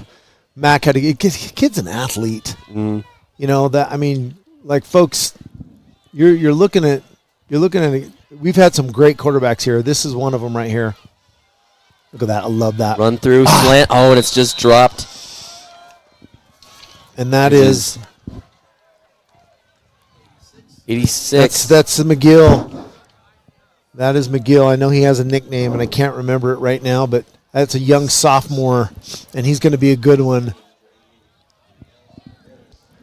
All right, now 3rd and 10. 2 incompletes to start off the drive for the Wasps. Mac trying to draw Cedar Valley off sides. He's been able to do that a few times this game. He's in the pocket, gets collapsed on, and he can still get back to the line of scrimmage.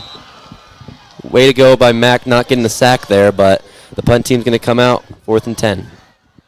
Yeah, 3rd down. They knew we had to pass it. They brought a little bit of heat. surprised they come out of this half and they're kind of going away from what was working that first half. Yeah, you're 100% correct too. Like we ran the ball like they were running the ball on us that last drive, and that is non-existent. They have 2 returners back. That ball is shattered up to the 35. Oh, and it takes a bounce back up. So Colin, you gotta think maybe Carter's banged up a little bit, and that's not an option. So we don't have any reports coming up. I'm not seeing him down here. You know, another point is Max stayed pretty clean tonight. Usually he takes a couple shots, and Mac has looked healthy, delivering the ball very well. Mm-hmm. So that passing game's a great option, but I'd like to see Carter run the ball a little bit. I wonder how much he's really banged up. Yeah. I'm not even seeing him on the sidelines, guys. Maybe Brent can find him. All right. 7:40 left in this third quarter. Takes a snap. It's a dump off to the left. Good job, Will Wright. A great tackle. Will Wright, that'll be a gain of about 3 or 4 yards on that play, setting up second down at about 6. It's your modern-day dive play now, Colin. That's instead of running it right up the middle with a cloud of dust, we're throwing it on the outside.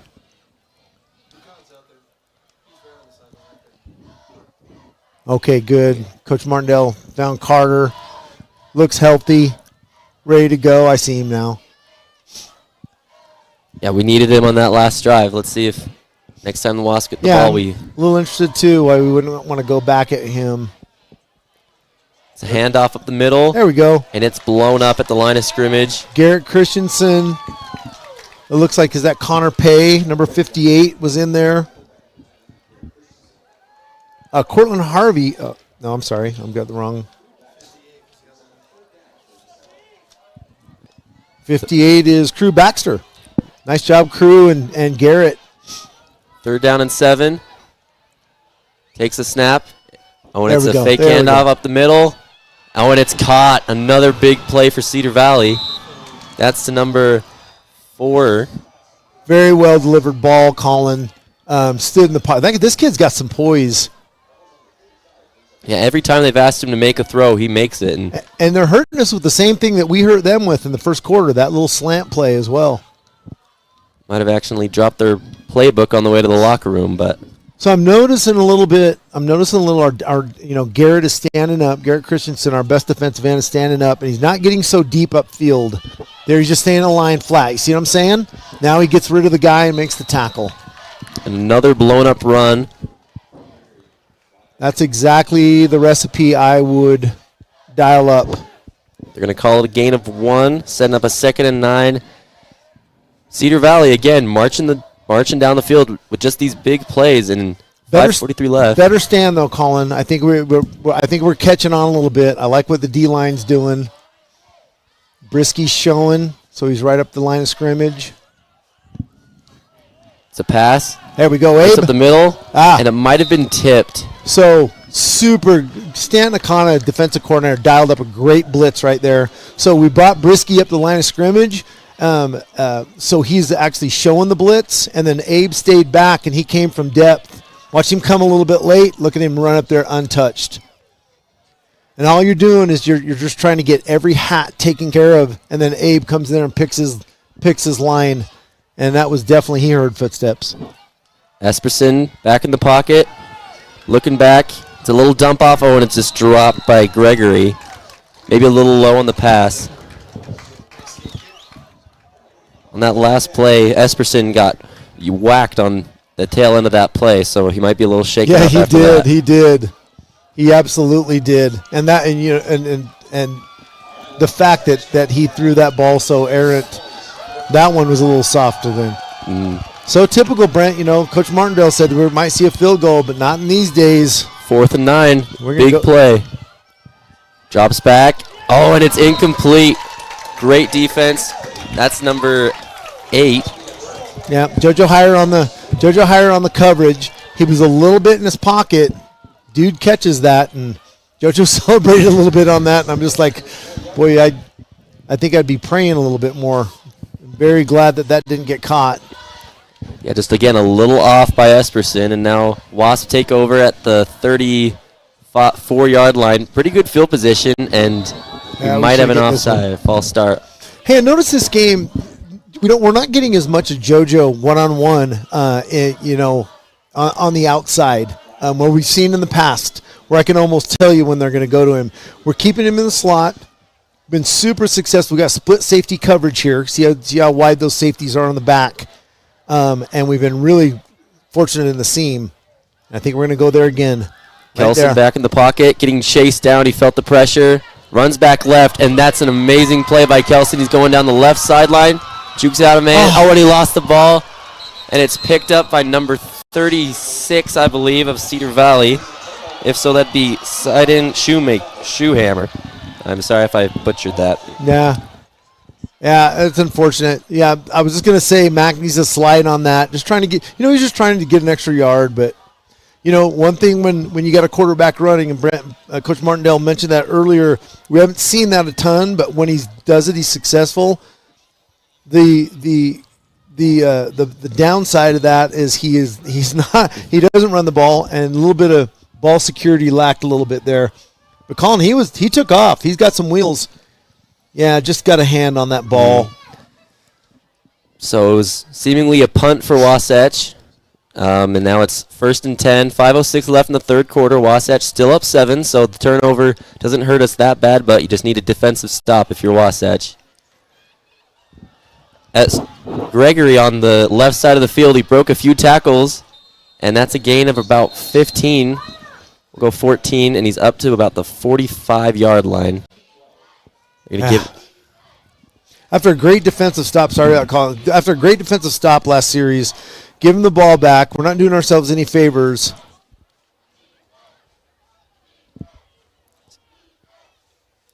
But again, just given that's about Wasatch's first huge mistake, that about second with that interception. But Wasatch a pretty clean game so far, outside of maybe a few penalties. But I mean, that you just can't have that when you're marching down the field. You get up to about the 30-yard line, and then you just lose the ball.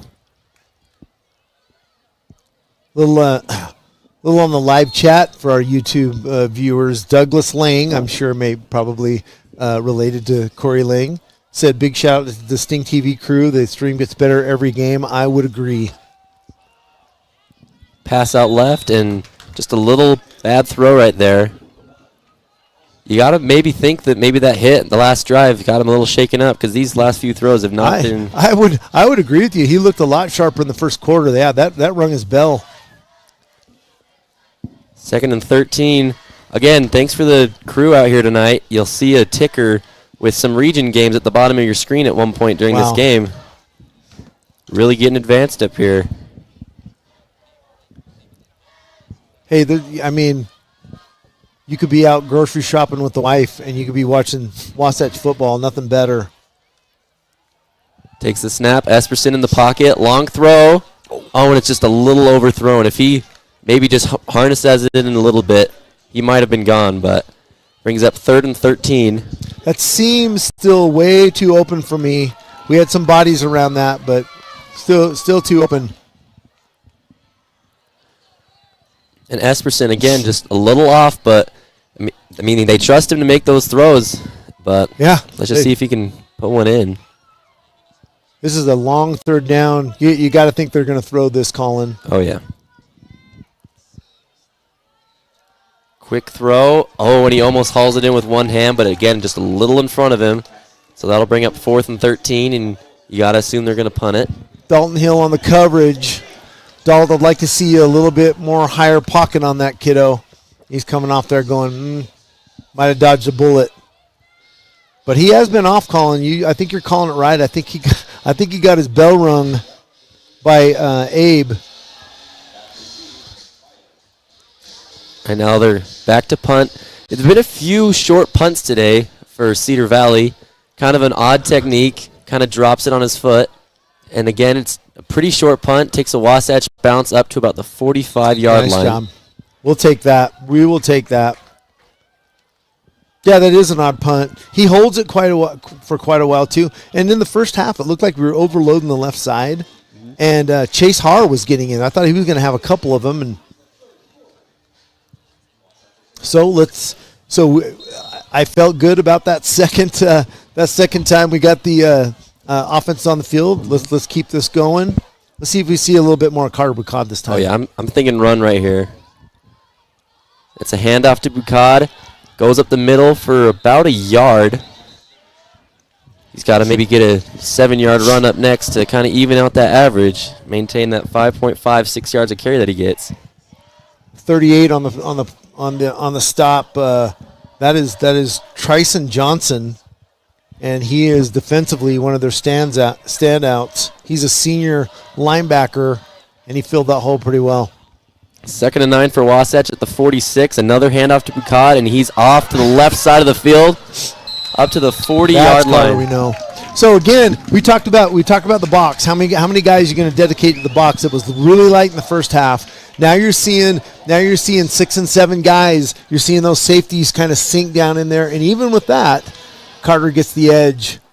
We're doing a quick tempo. Kelson fake handoff and wide open up the middle. That's Cash Coombs.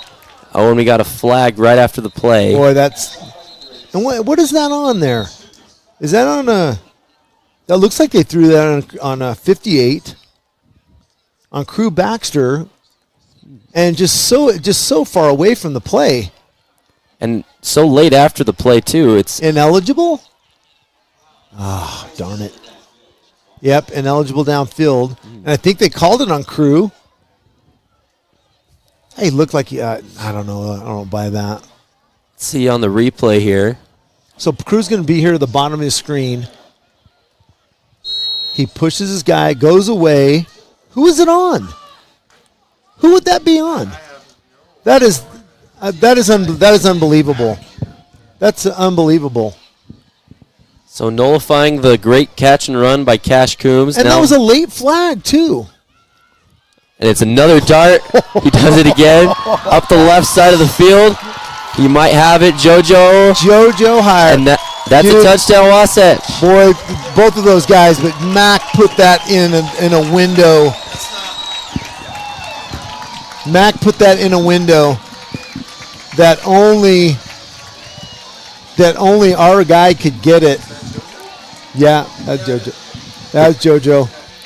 And when you have a connection like that with a quarterback and a wide receiver, plays like that are going to happen. 28. Maybe some of our Sting crew, maybe some of our viewers can look up on Deseret News and see how close both Carter and JoJo are in touchdowns, receptions. I think JoJo is on the board of one of the all-time greats. And there's another one that's going to go down the books is Ashton Southam for PATs. So a 45-yard play after the penalty to JoJo, and he just a huge spin move at that 30-yard line, and he's off.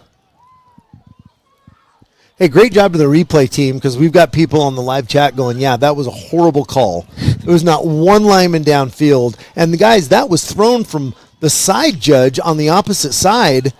How he can even be in position to make that call, I don't get it. Yeah, you got to trust your crew, I would think, if you're... That was horrible. And so far away from everything, too. Mm-hmm. Like, you're not even involved in the play there. Coach Coburn's working. Is that Coach? Yeah, that's Steve.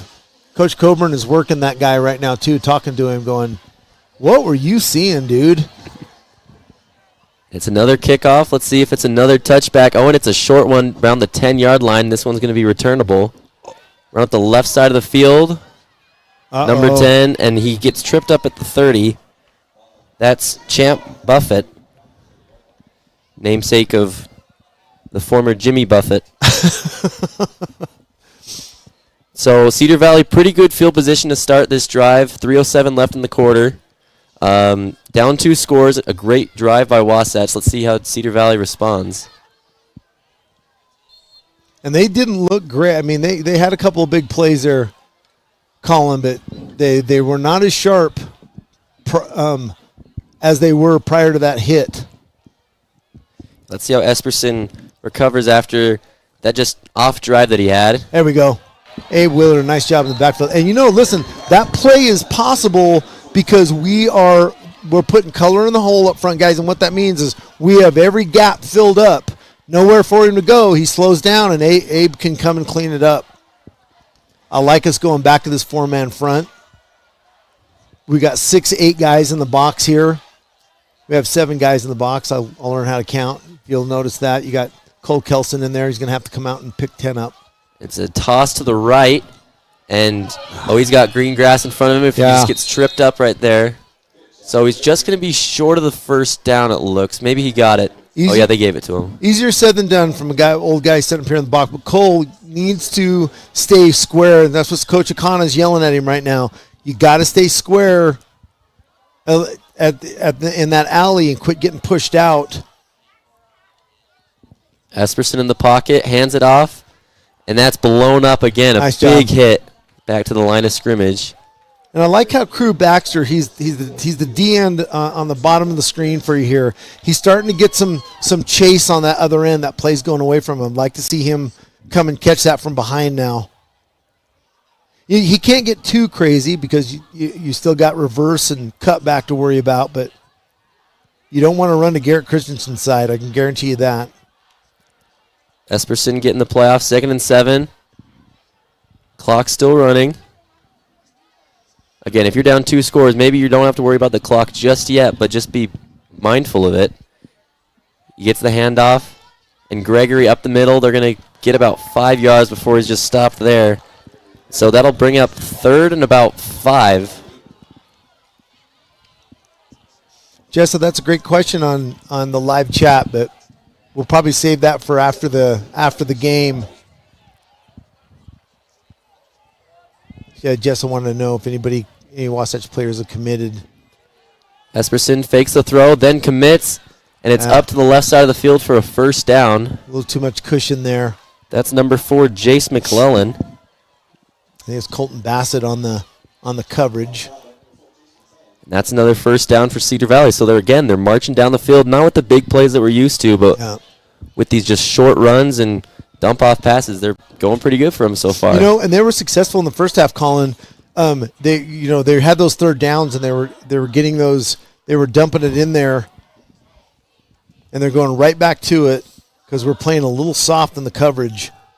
There you go. Esperson the handoff to George, Great and job. again blown up at the line of scrimmage. Abe Willer's having a game right there. He is sniffing that out, and he is coming and meeting that kid at the line of scrimmage. Fantastic play, Abe. Where Abe comes from. He's coming down, staying square. He gets rid of a block, and that wasn't happening in the first half. We were getting pushed out. Quick throw right, and you got to make that tackle. He's up the middle. And he tripped up about the 20-yard line, and we have a Wasp down. That was a game-saving tackle. That young man that's laying on the ground right there, and I believe he's a D tackle.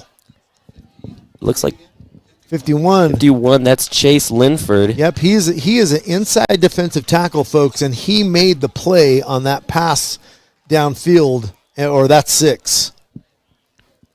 Looks like it just might be his right hip, but hopefully he'll be okay to return to the game. Man, we have got to be better tackling in space. That will come back to haunt you. That will change the score of a game quickly. Cedar Valley knocking on the door of the red zone right now. 10 in motion. And he gets a HB to the left. And he's up the middle for about, again, 5-6 yards. Too much. So that'll bring up about 2nd and 5. And let's see if they try to run another play before the end of this third quarter. 3 seconds, and it looks like they're just going to wait this one out. And that'll be the end of the third quarter. So Wasatch up 28-14, but Cedar Valley close to scoring position. Driving, and pretty much doing whatever they want, huh? Mm-hmm. But, you take away that you got a missed tackle in space, gives them a big play up there. That should have been stopped. So we're going to take a break, and we'll be right back. Watch the fourth quarter of this 14-28 game. Wasatch leads 14.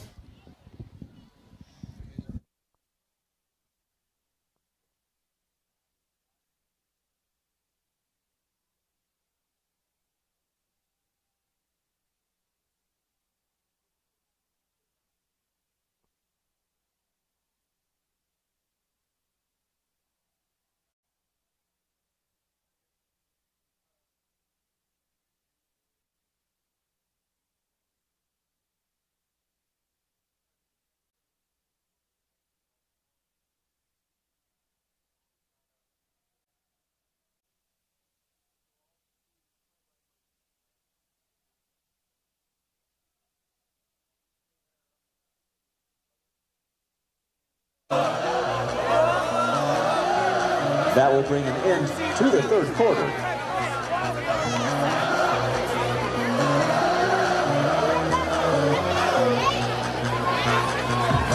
That last flag was waved off.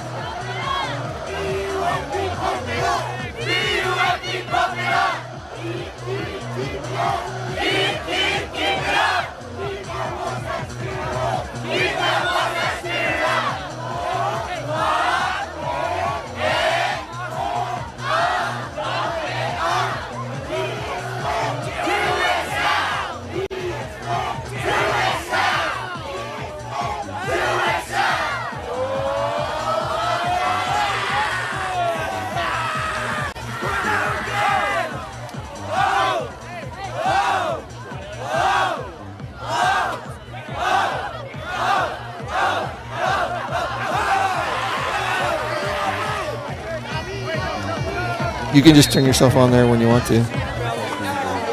Okay, welcome back to the beginning of the fourth quarter. Cedar Valley knocking at the door, and the pass is complete. That's once again great pursuit. Champ Buffett. Will Wright, first one to the ball. Garrett Christensen come and clean that up. Garrett's hobbling a little bit there. Which you're banged up every game. You're playing that close to the line of scrimmage. I'd say this is one of the biggest third downs of the night for Wasatch. I would say that too, my friend. 3rd and 9, 1 quarter left. Nursing a 2-score lead. And Cedar Valley not going to have any of it. They are 3rd and 9 here. Sorensen back. Oh, and that is a quick pressure that time. That's Colton Brisk. Yeah, Brisky's coming from that linebacker position, putting some pressure on 16, and that's kept him. The pressure Stanton kind of has dialed up tonight has kept him a little bit off base, and like Colin mentioned earlier, man, he has not been the same since that hit. Esperson looking like they're looking over to the sideline to see what it is they're going to do. Well, it looks like Esperson and the company are coming off. So gotta be a timeout. Timeout, yeah. And either and whoever called this one, it's good on either side because you need it. Because as big a third down that was, it's even bigger a fourth down because as we know, we don't kick field goals anymore or punt. We go for it on fourth, and heck, why not? They've been successful.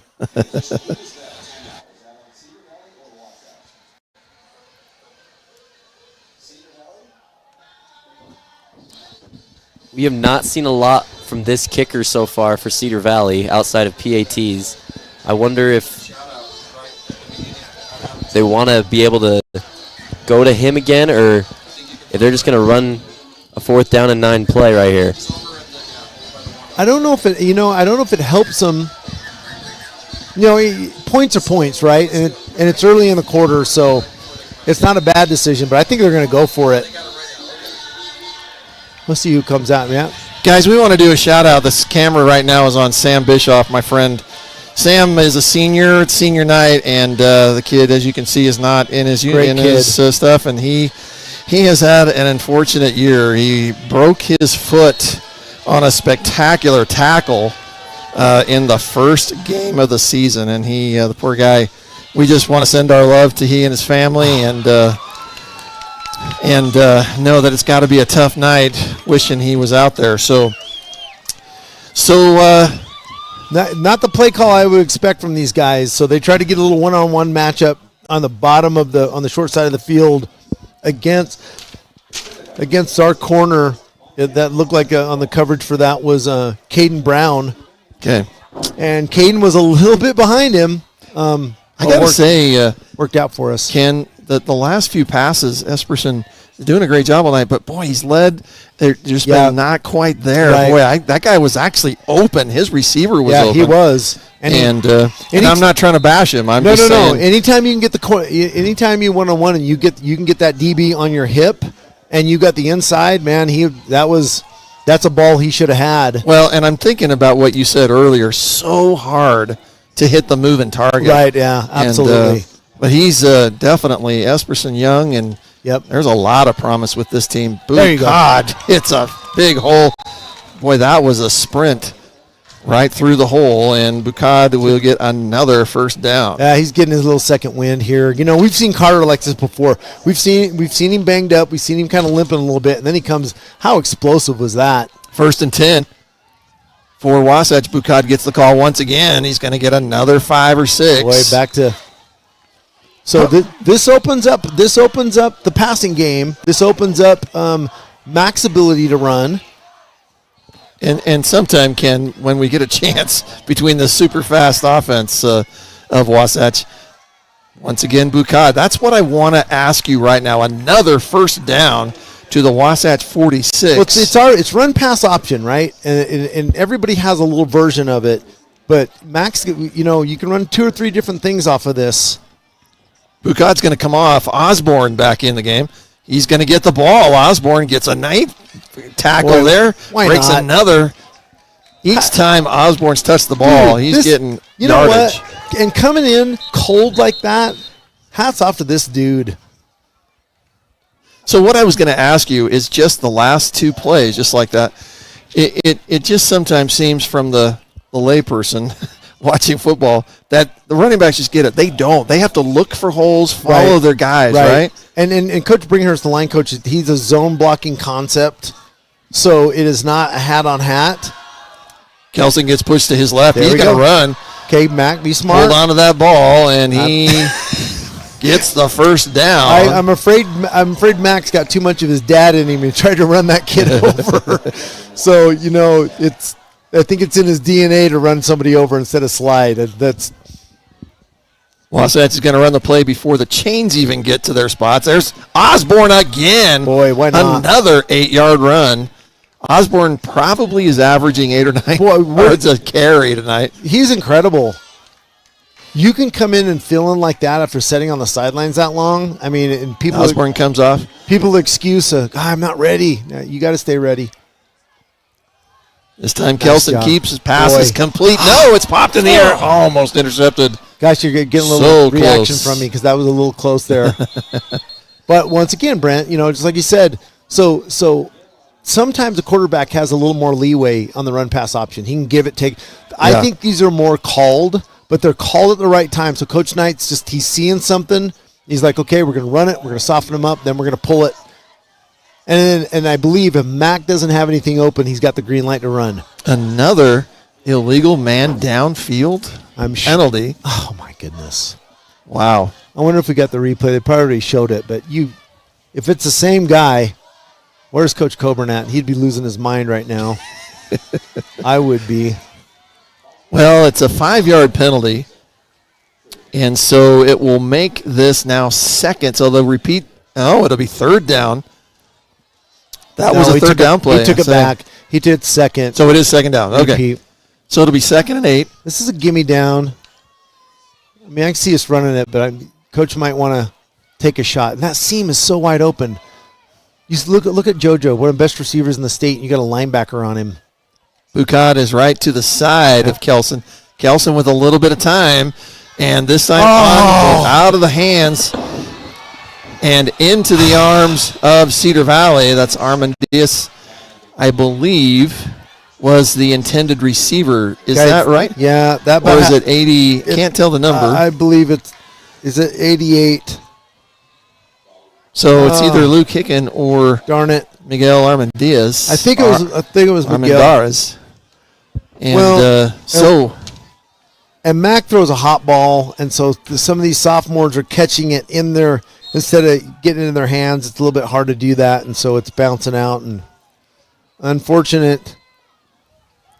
So Cedar Valley takes over after the turnover. That's 3 turnovers tonight for Wasatch. 8:58 left in this game. Cedar Valley feeling a little breath of life, and they complete the pass, and that will be a first down. They're going to move all the way up to their own 40. It looks like their 48-yard line. Yeah, interesting thing about Cedar Valley is they'll take advantage of that, and that's been open all night. But then they'll go back to some plays that just baffle me. Like, why not stick with this? Way too much coverage or a cushion right there. That's, again, completion again good open to field Champ tackle. Buffett. Buffett is going to get, looks like they're going to give him about 8 yards. Esperson, to me, you guys, has so much time. Yeah, he does. Well, and he's getting rid of the ball. Listen, it's a one-step drop. I mean, he's not holding long. He's getting rid of the ball. They're getting some quick hits. Esperson back. He's going to pass again, this time just out of the reach. And I think that intended receiver this time was Bridger Dastrup. Number 81 up there on the bottom. Another underclassman. And so it'll be, it'll be third down. This time 3rd and 3. See, and he's looking at the boundary again, the short side of the field. They give it this time, handoff, and brought down almost. Great play, almost Brisky. a saving Colton Brisk, tackle there. Nice job. Now, but Gregory will get the first down. No, they're not going to be. Wow. Looks like just short, so it's going to be 4th. And I expect nothing different than the Aviators going for 4th and inches. And it looks like we're going to call a timeout. Yeah, that's a good. No, they're going to give him the first down. Yeah. So they don't measure anymore. If it's close, they're going to give it to him, which I thought they were going to do it anyways. I was holding my breath, but it looked like it was just inches. So the Aviators marching again downfield into Wasatch territory from the Wasatch 42. Another completion. This time it's going to be about 5, maybe 6 yards. Let's see what they give them. Colin mentioned earlier the workhorse that Gregory was in the third quarter. And they haven't used him here except for a play here or two. And there he is right there. Gregory is going to get maybe another couple of yards. And you're a short third down, Brent. That's exactly where you want to be. There will be another third down. It's manageable. One of the Wasatch players gets up limping. We'll try to keep an eye on that one. That could be our number 51, Colin. Who's that? That's Heath Budd. And he's been banged up a little bit. Cedar Valley going quick, no huddle. Gregory's going to get it. He stopped. Nice job. That's going to be a stop. It'll be 4th down. It looks like probably 4th and a couple. But a big defensive stop there by the front line. Look, they're trying to run away from Christensen's side. Yeah, I noticed that. Yeah, they're trying to run away from Garrett. So here we go, 4th and 3, looks like. Trying to get Wasatch offsides is Esperson. You want to talk about loading the box up? We've probably got 9 guys up there. Gregory to the right now of Esperson. Careful with the seam pass. Pass up. Esperson was handled, and he's down on the ground. I want to see that replay, but good. Garrett Christensen in there. Dude, that kid's he's a big kid, but he is an athlete. Big 4th down stop for Wasatch. There's the replay. Look at that right there. That is a quick jump off the line. Yeah, Boy. that's disrupted in the backfield. Great job, Garrett Christensen. I do have to say, Wasatch had the receivers covered pretty good. Yeah, they did. Good it was going to have to be a good throw to begin with. So Wasatch takes over on downs. 1st and 10 on the and there's Bucad. He's got so space. Quick. Another 8 yards or so from Bucad. That Carter has that little juke step that is just deadly. Looks like it'll be a 7-yard gain. So 2nd and 3, Wasatch desperately needing to take care of the ball. They've had 3 turnovers tonight. 2. I guess it was 2 in the first half and 1 here in the second half. So it's 1st and 10. First down. Kelson's back. He's got time. He's got the ball tilted. What a ball! God, it is caught. Joe Higher touchdown. Colin, let me tell you what. You will call a lot of games before you see a good ball. I mean, that was a great ball. Not many kids. Matt Kelson is talented. You saw the shoulders tilt, didn't you? Oh, baby. And he loves to throw it, and he's You know, we haven't seen JoJo one-on-one. Man, you guys just did a replay. If that truck could do a replay one more time.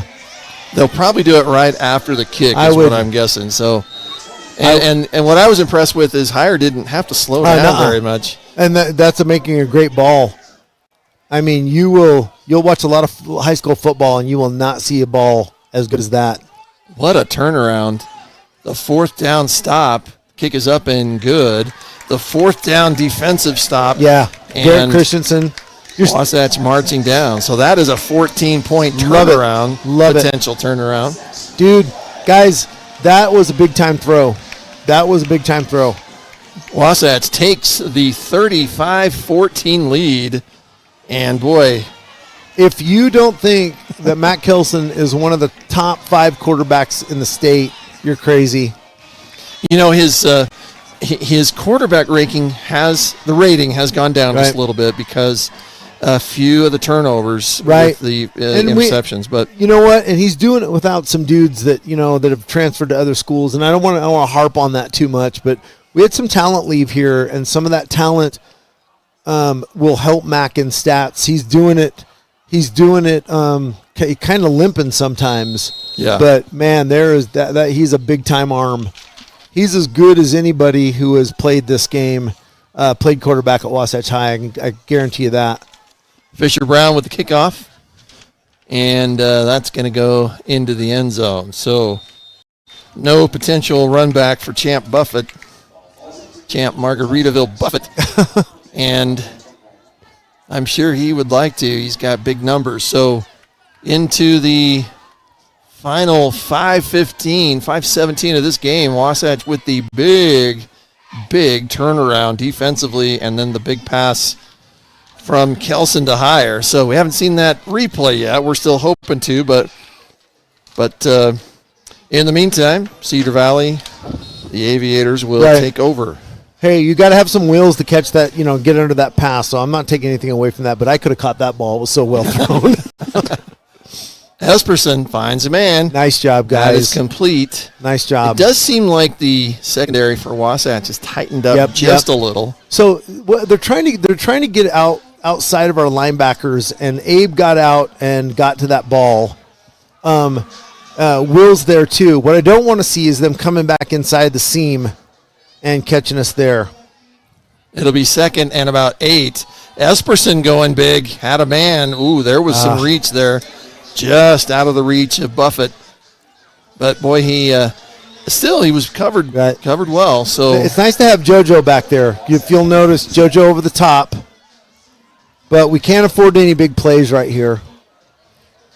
Clock is against Cedar Valley right now. 4:47 left, and they are 2 scores down. So pass is complete this time to Jacob Murdoch. Murdoch has been kind of quiet. He was one of their top receivers, but boy, a little quiet tonight. So, but that pass is complete for a first down.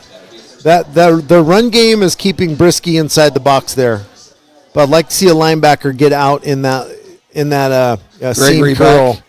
Esperson again, pass again, complete, this time to Buffett.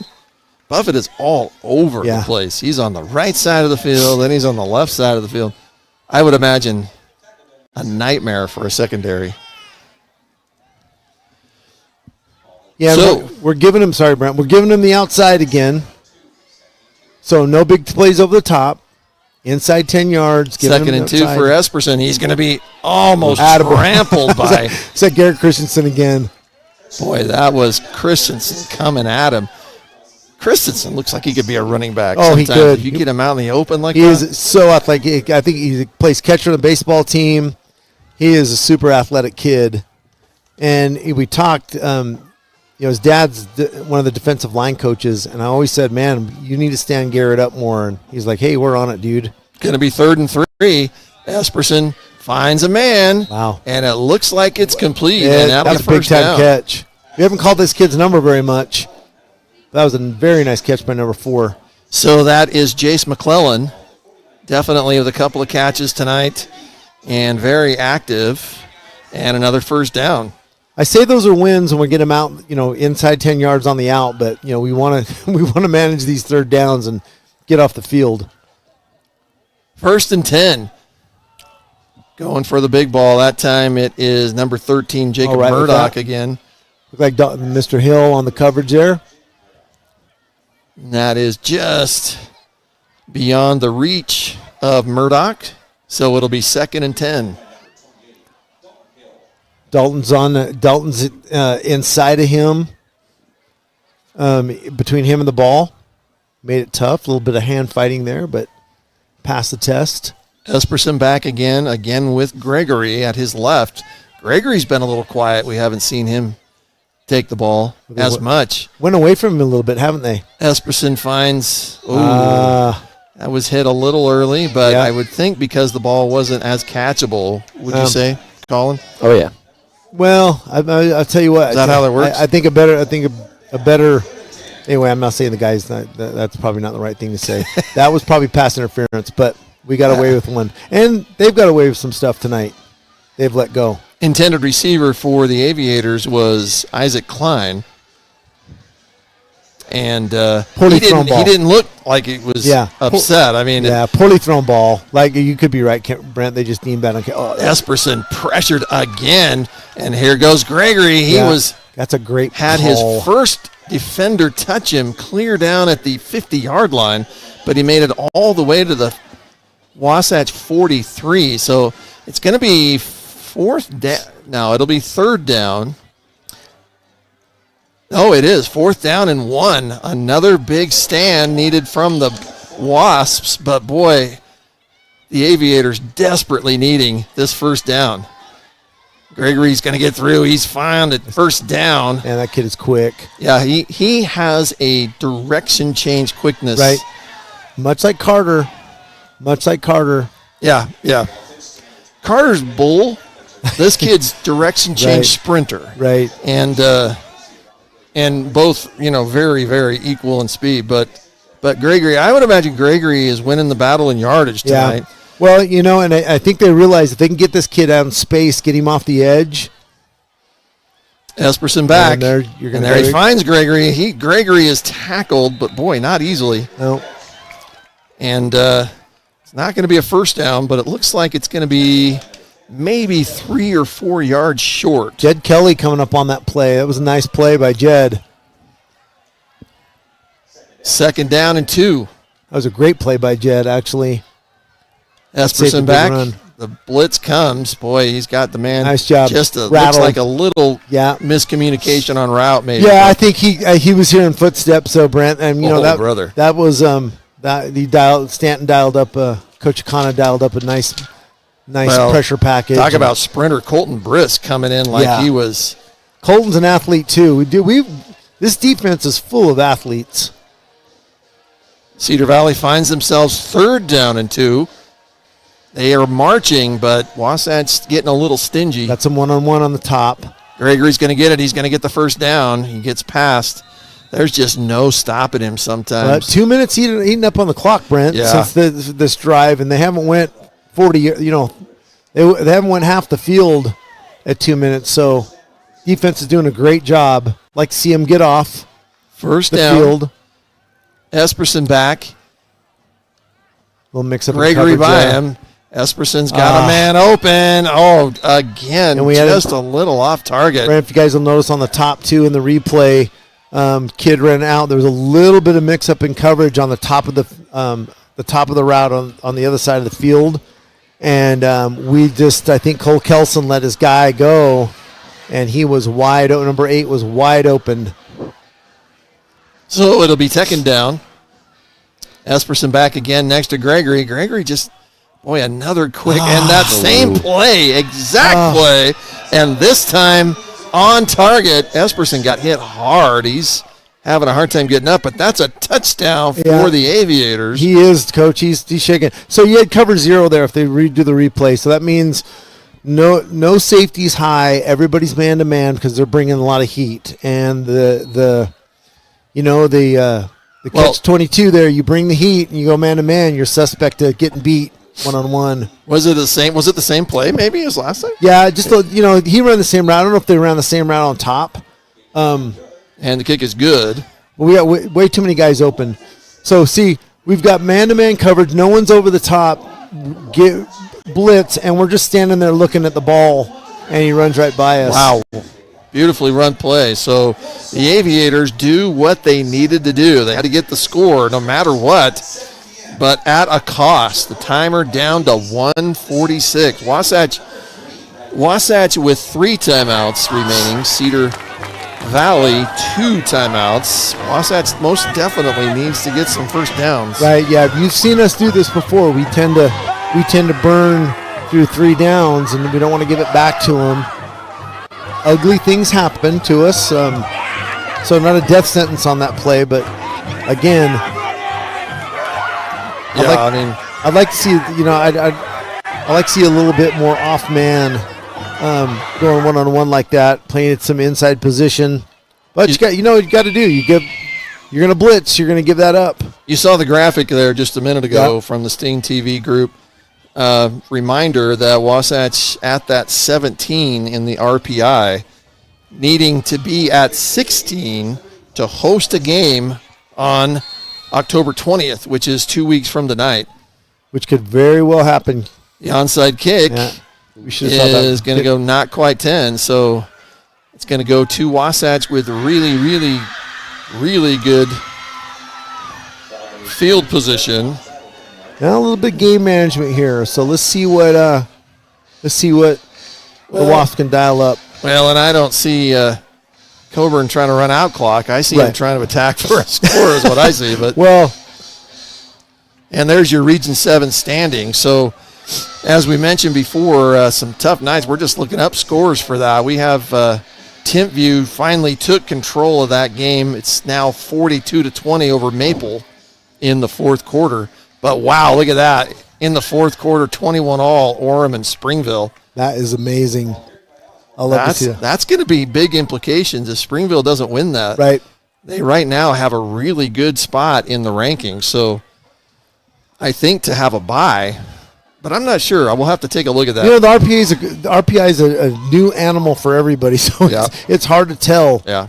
Back in the day, the brackets were kind of set, so they're going to use as much clock as they possibly can. Yeah, Wasatch can run down, clear it out. I don't see any timeout. You think by now they would have called a timeout. Right. Do they have any left? Can you see? It says 2 over there on the board. So Wasatch runs the play clock all the way down. Bukad, no, that's not Bukad. That's Osborne. He's going to go all the way up. Boy, this kid, I love watching this kid play.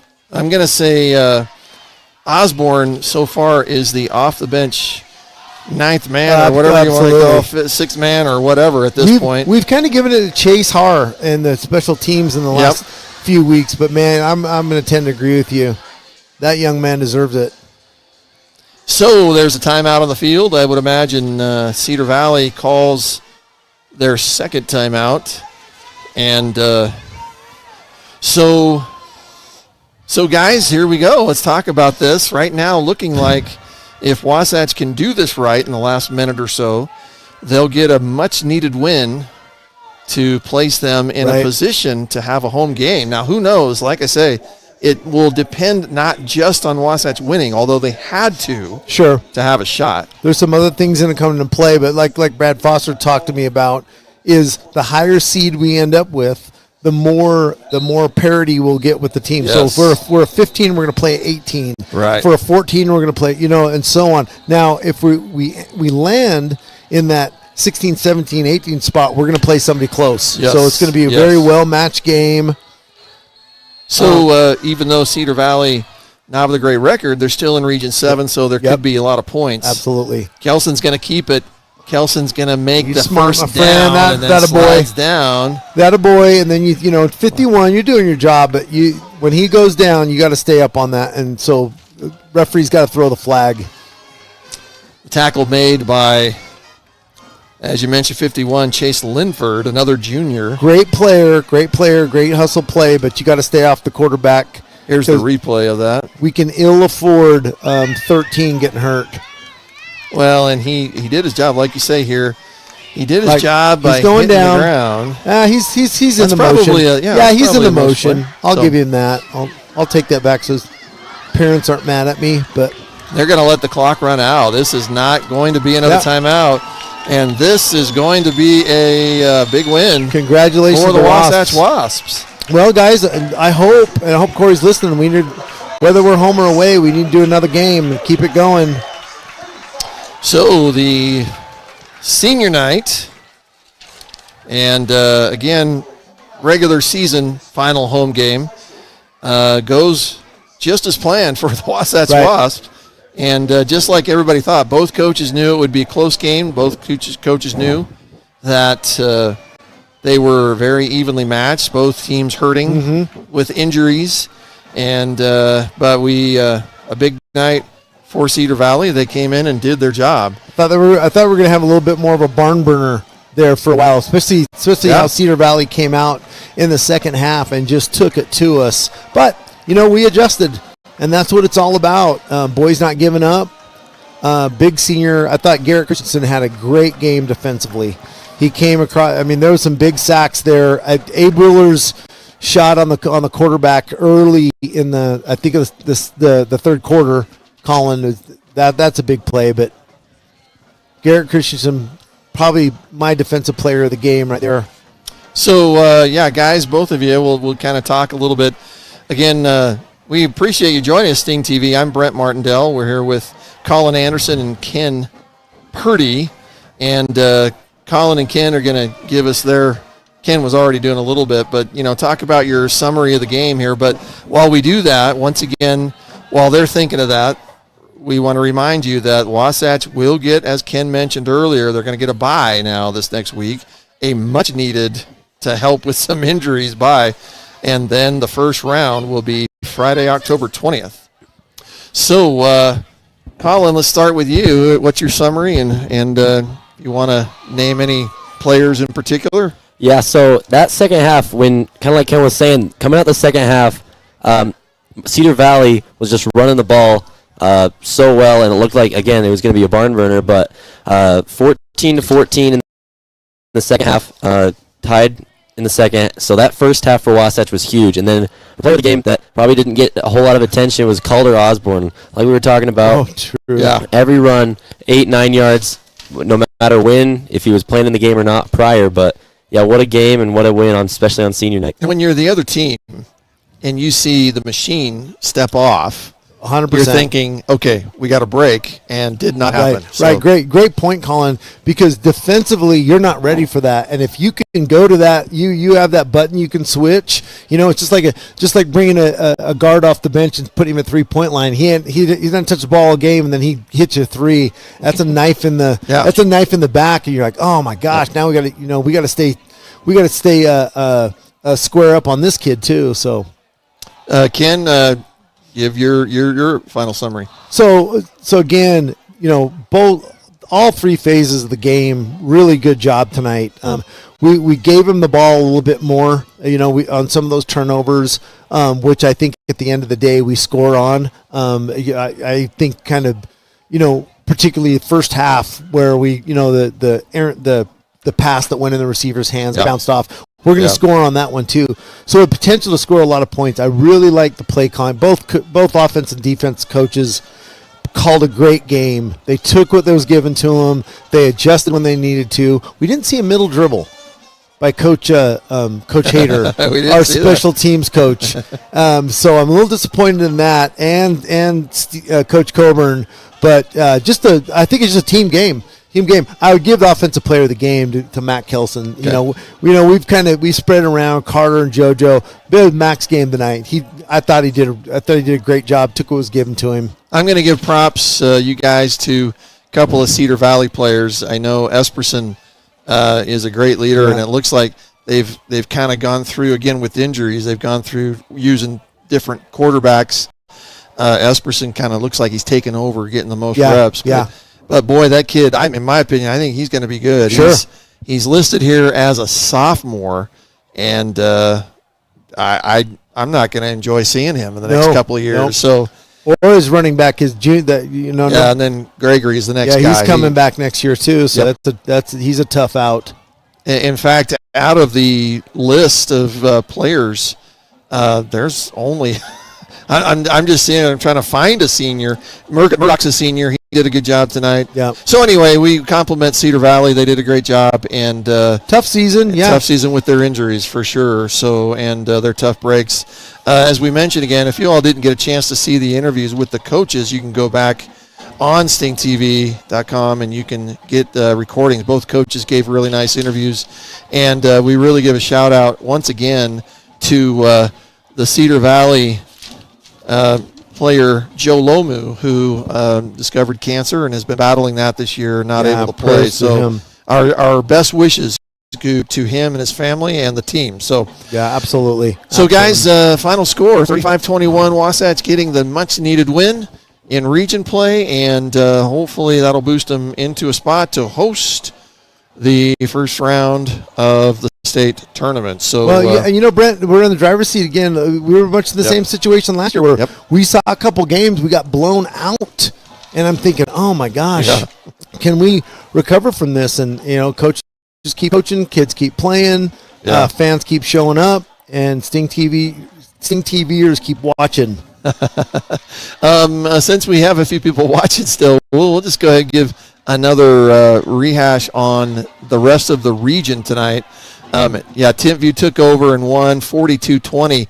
Springville has gone up in the fourth quarter, 28-21 over Orem, and that's big. Springville definitely needs to win that game at home. And I believe that will help us on RPI. It will for sure help us. Good point. So, all right. Anything else? Colin, great job tonight. Thank you so much. It was a pleasure. And you got a few words in besides me. That's incredible. Well, and the whole point of Sting TV, Corey Lang and the gang in there is to have the kids do it. We want more, and they're going to be taking our jobs very soon. And let me tell you this, Colin, that when COVID hit is when you saw a lot of YouTube stuff coming out, and there were some schools that had their students doing the coverage, and I had to turn the sound off. I'm listening to you tonight. No names. Listen, and I did not have to do that. Colin I did not have to do that. I'm not. I don't throw them around lightly. You did a great job. You did a great job, and you learn from the best. Like Brent's awesome. Thank you so much. So and we hope you get to do it more. And so for Corey Lang, just walked in on cue. Corey Lang and the gang, great job. We will go ahead and say goodnight. Wasatch final score 35. Wasatch over the Aviators of Cedar Valley, 35-21. So hoping for the RPIs to do some magic, and we won't actually know that until, in fact, I don't know if they'll bring it out next week. That would be interesting to see. It might not come out until after the bye, because we got a bye next week. It might not come out until games after next Friday. But then we'll have to see how they shut down RPI usually a week or two before. So, so we'll have to see. So in either case, Corey Lang has told me that we will be streaming that game no matter where it's at. So we'll hope to see you then. Thanks for joining us on Sting TV.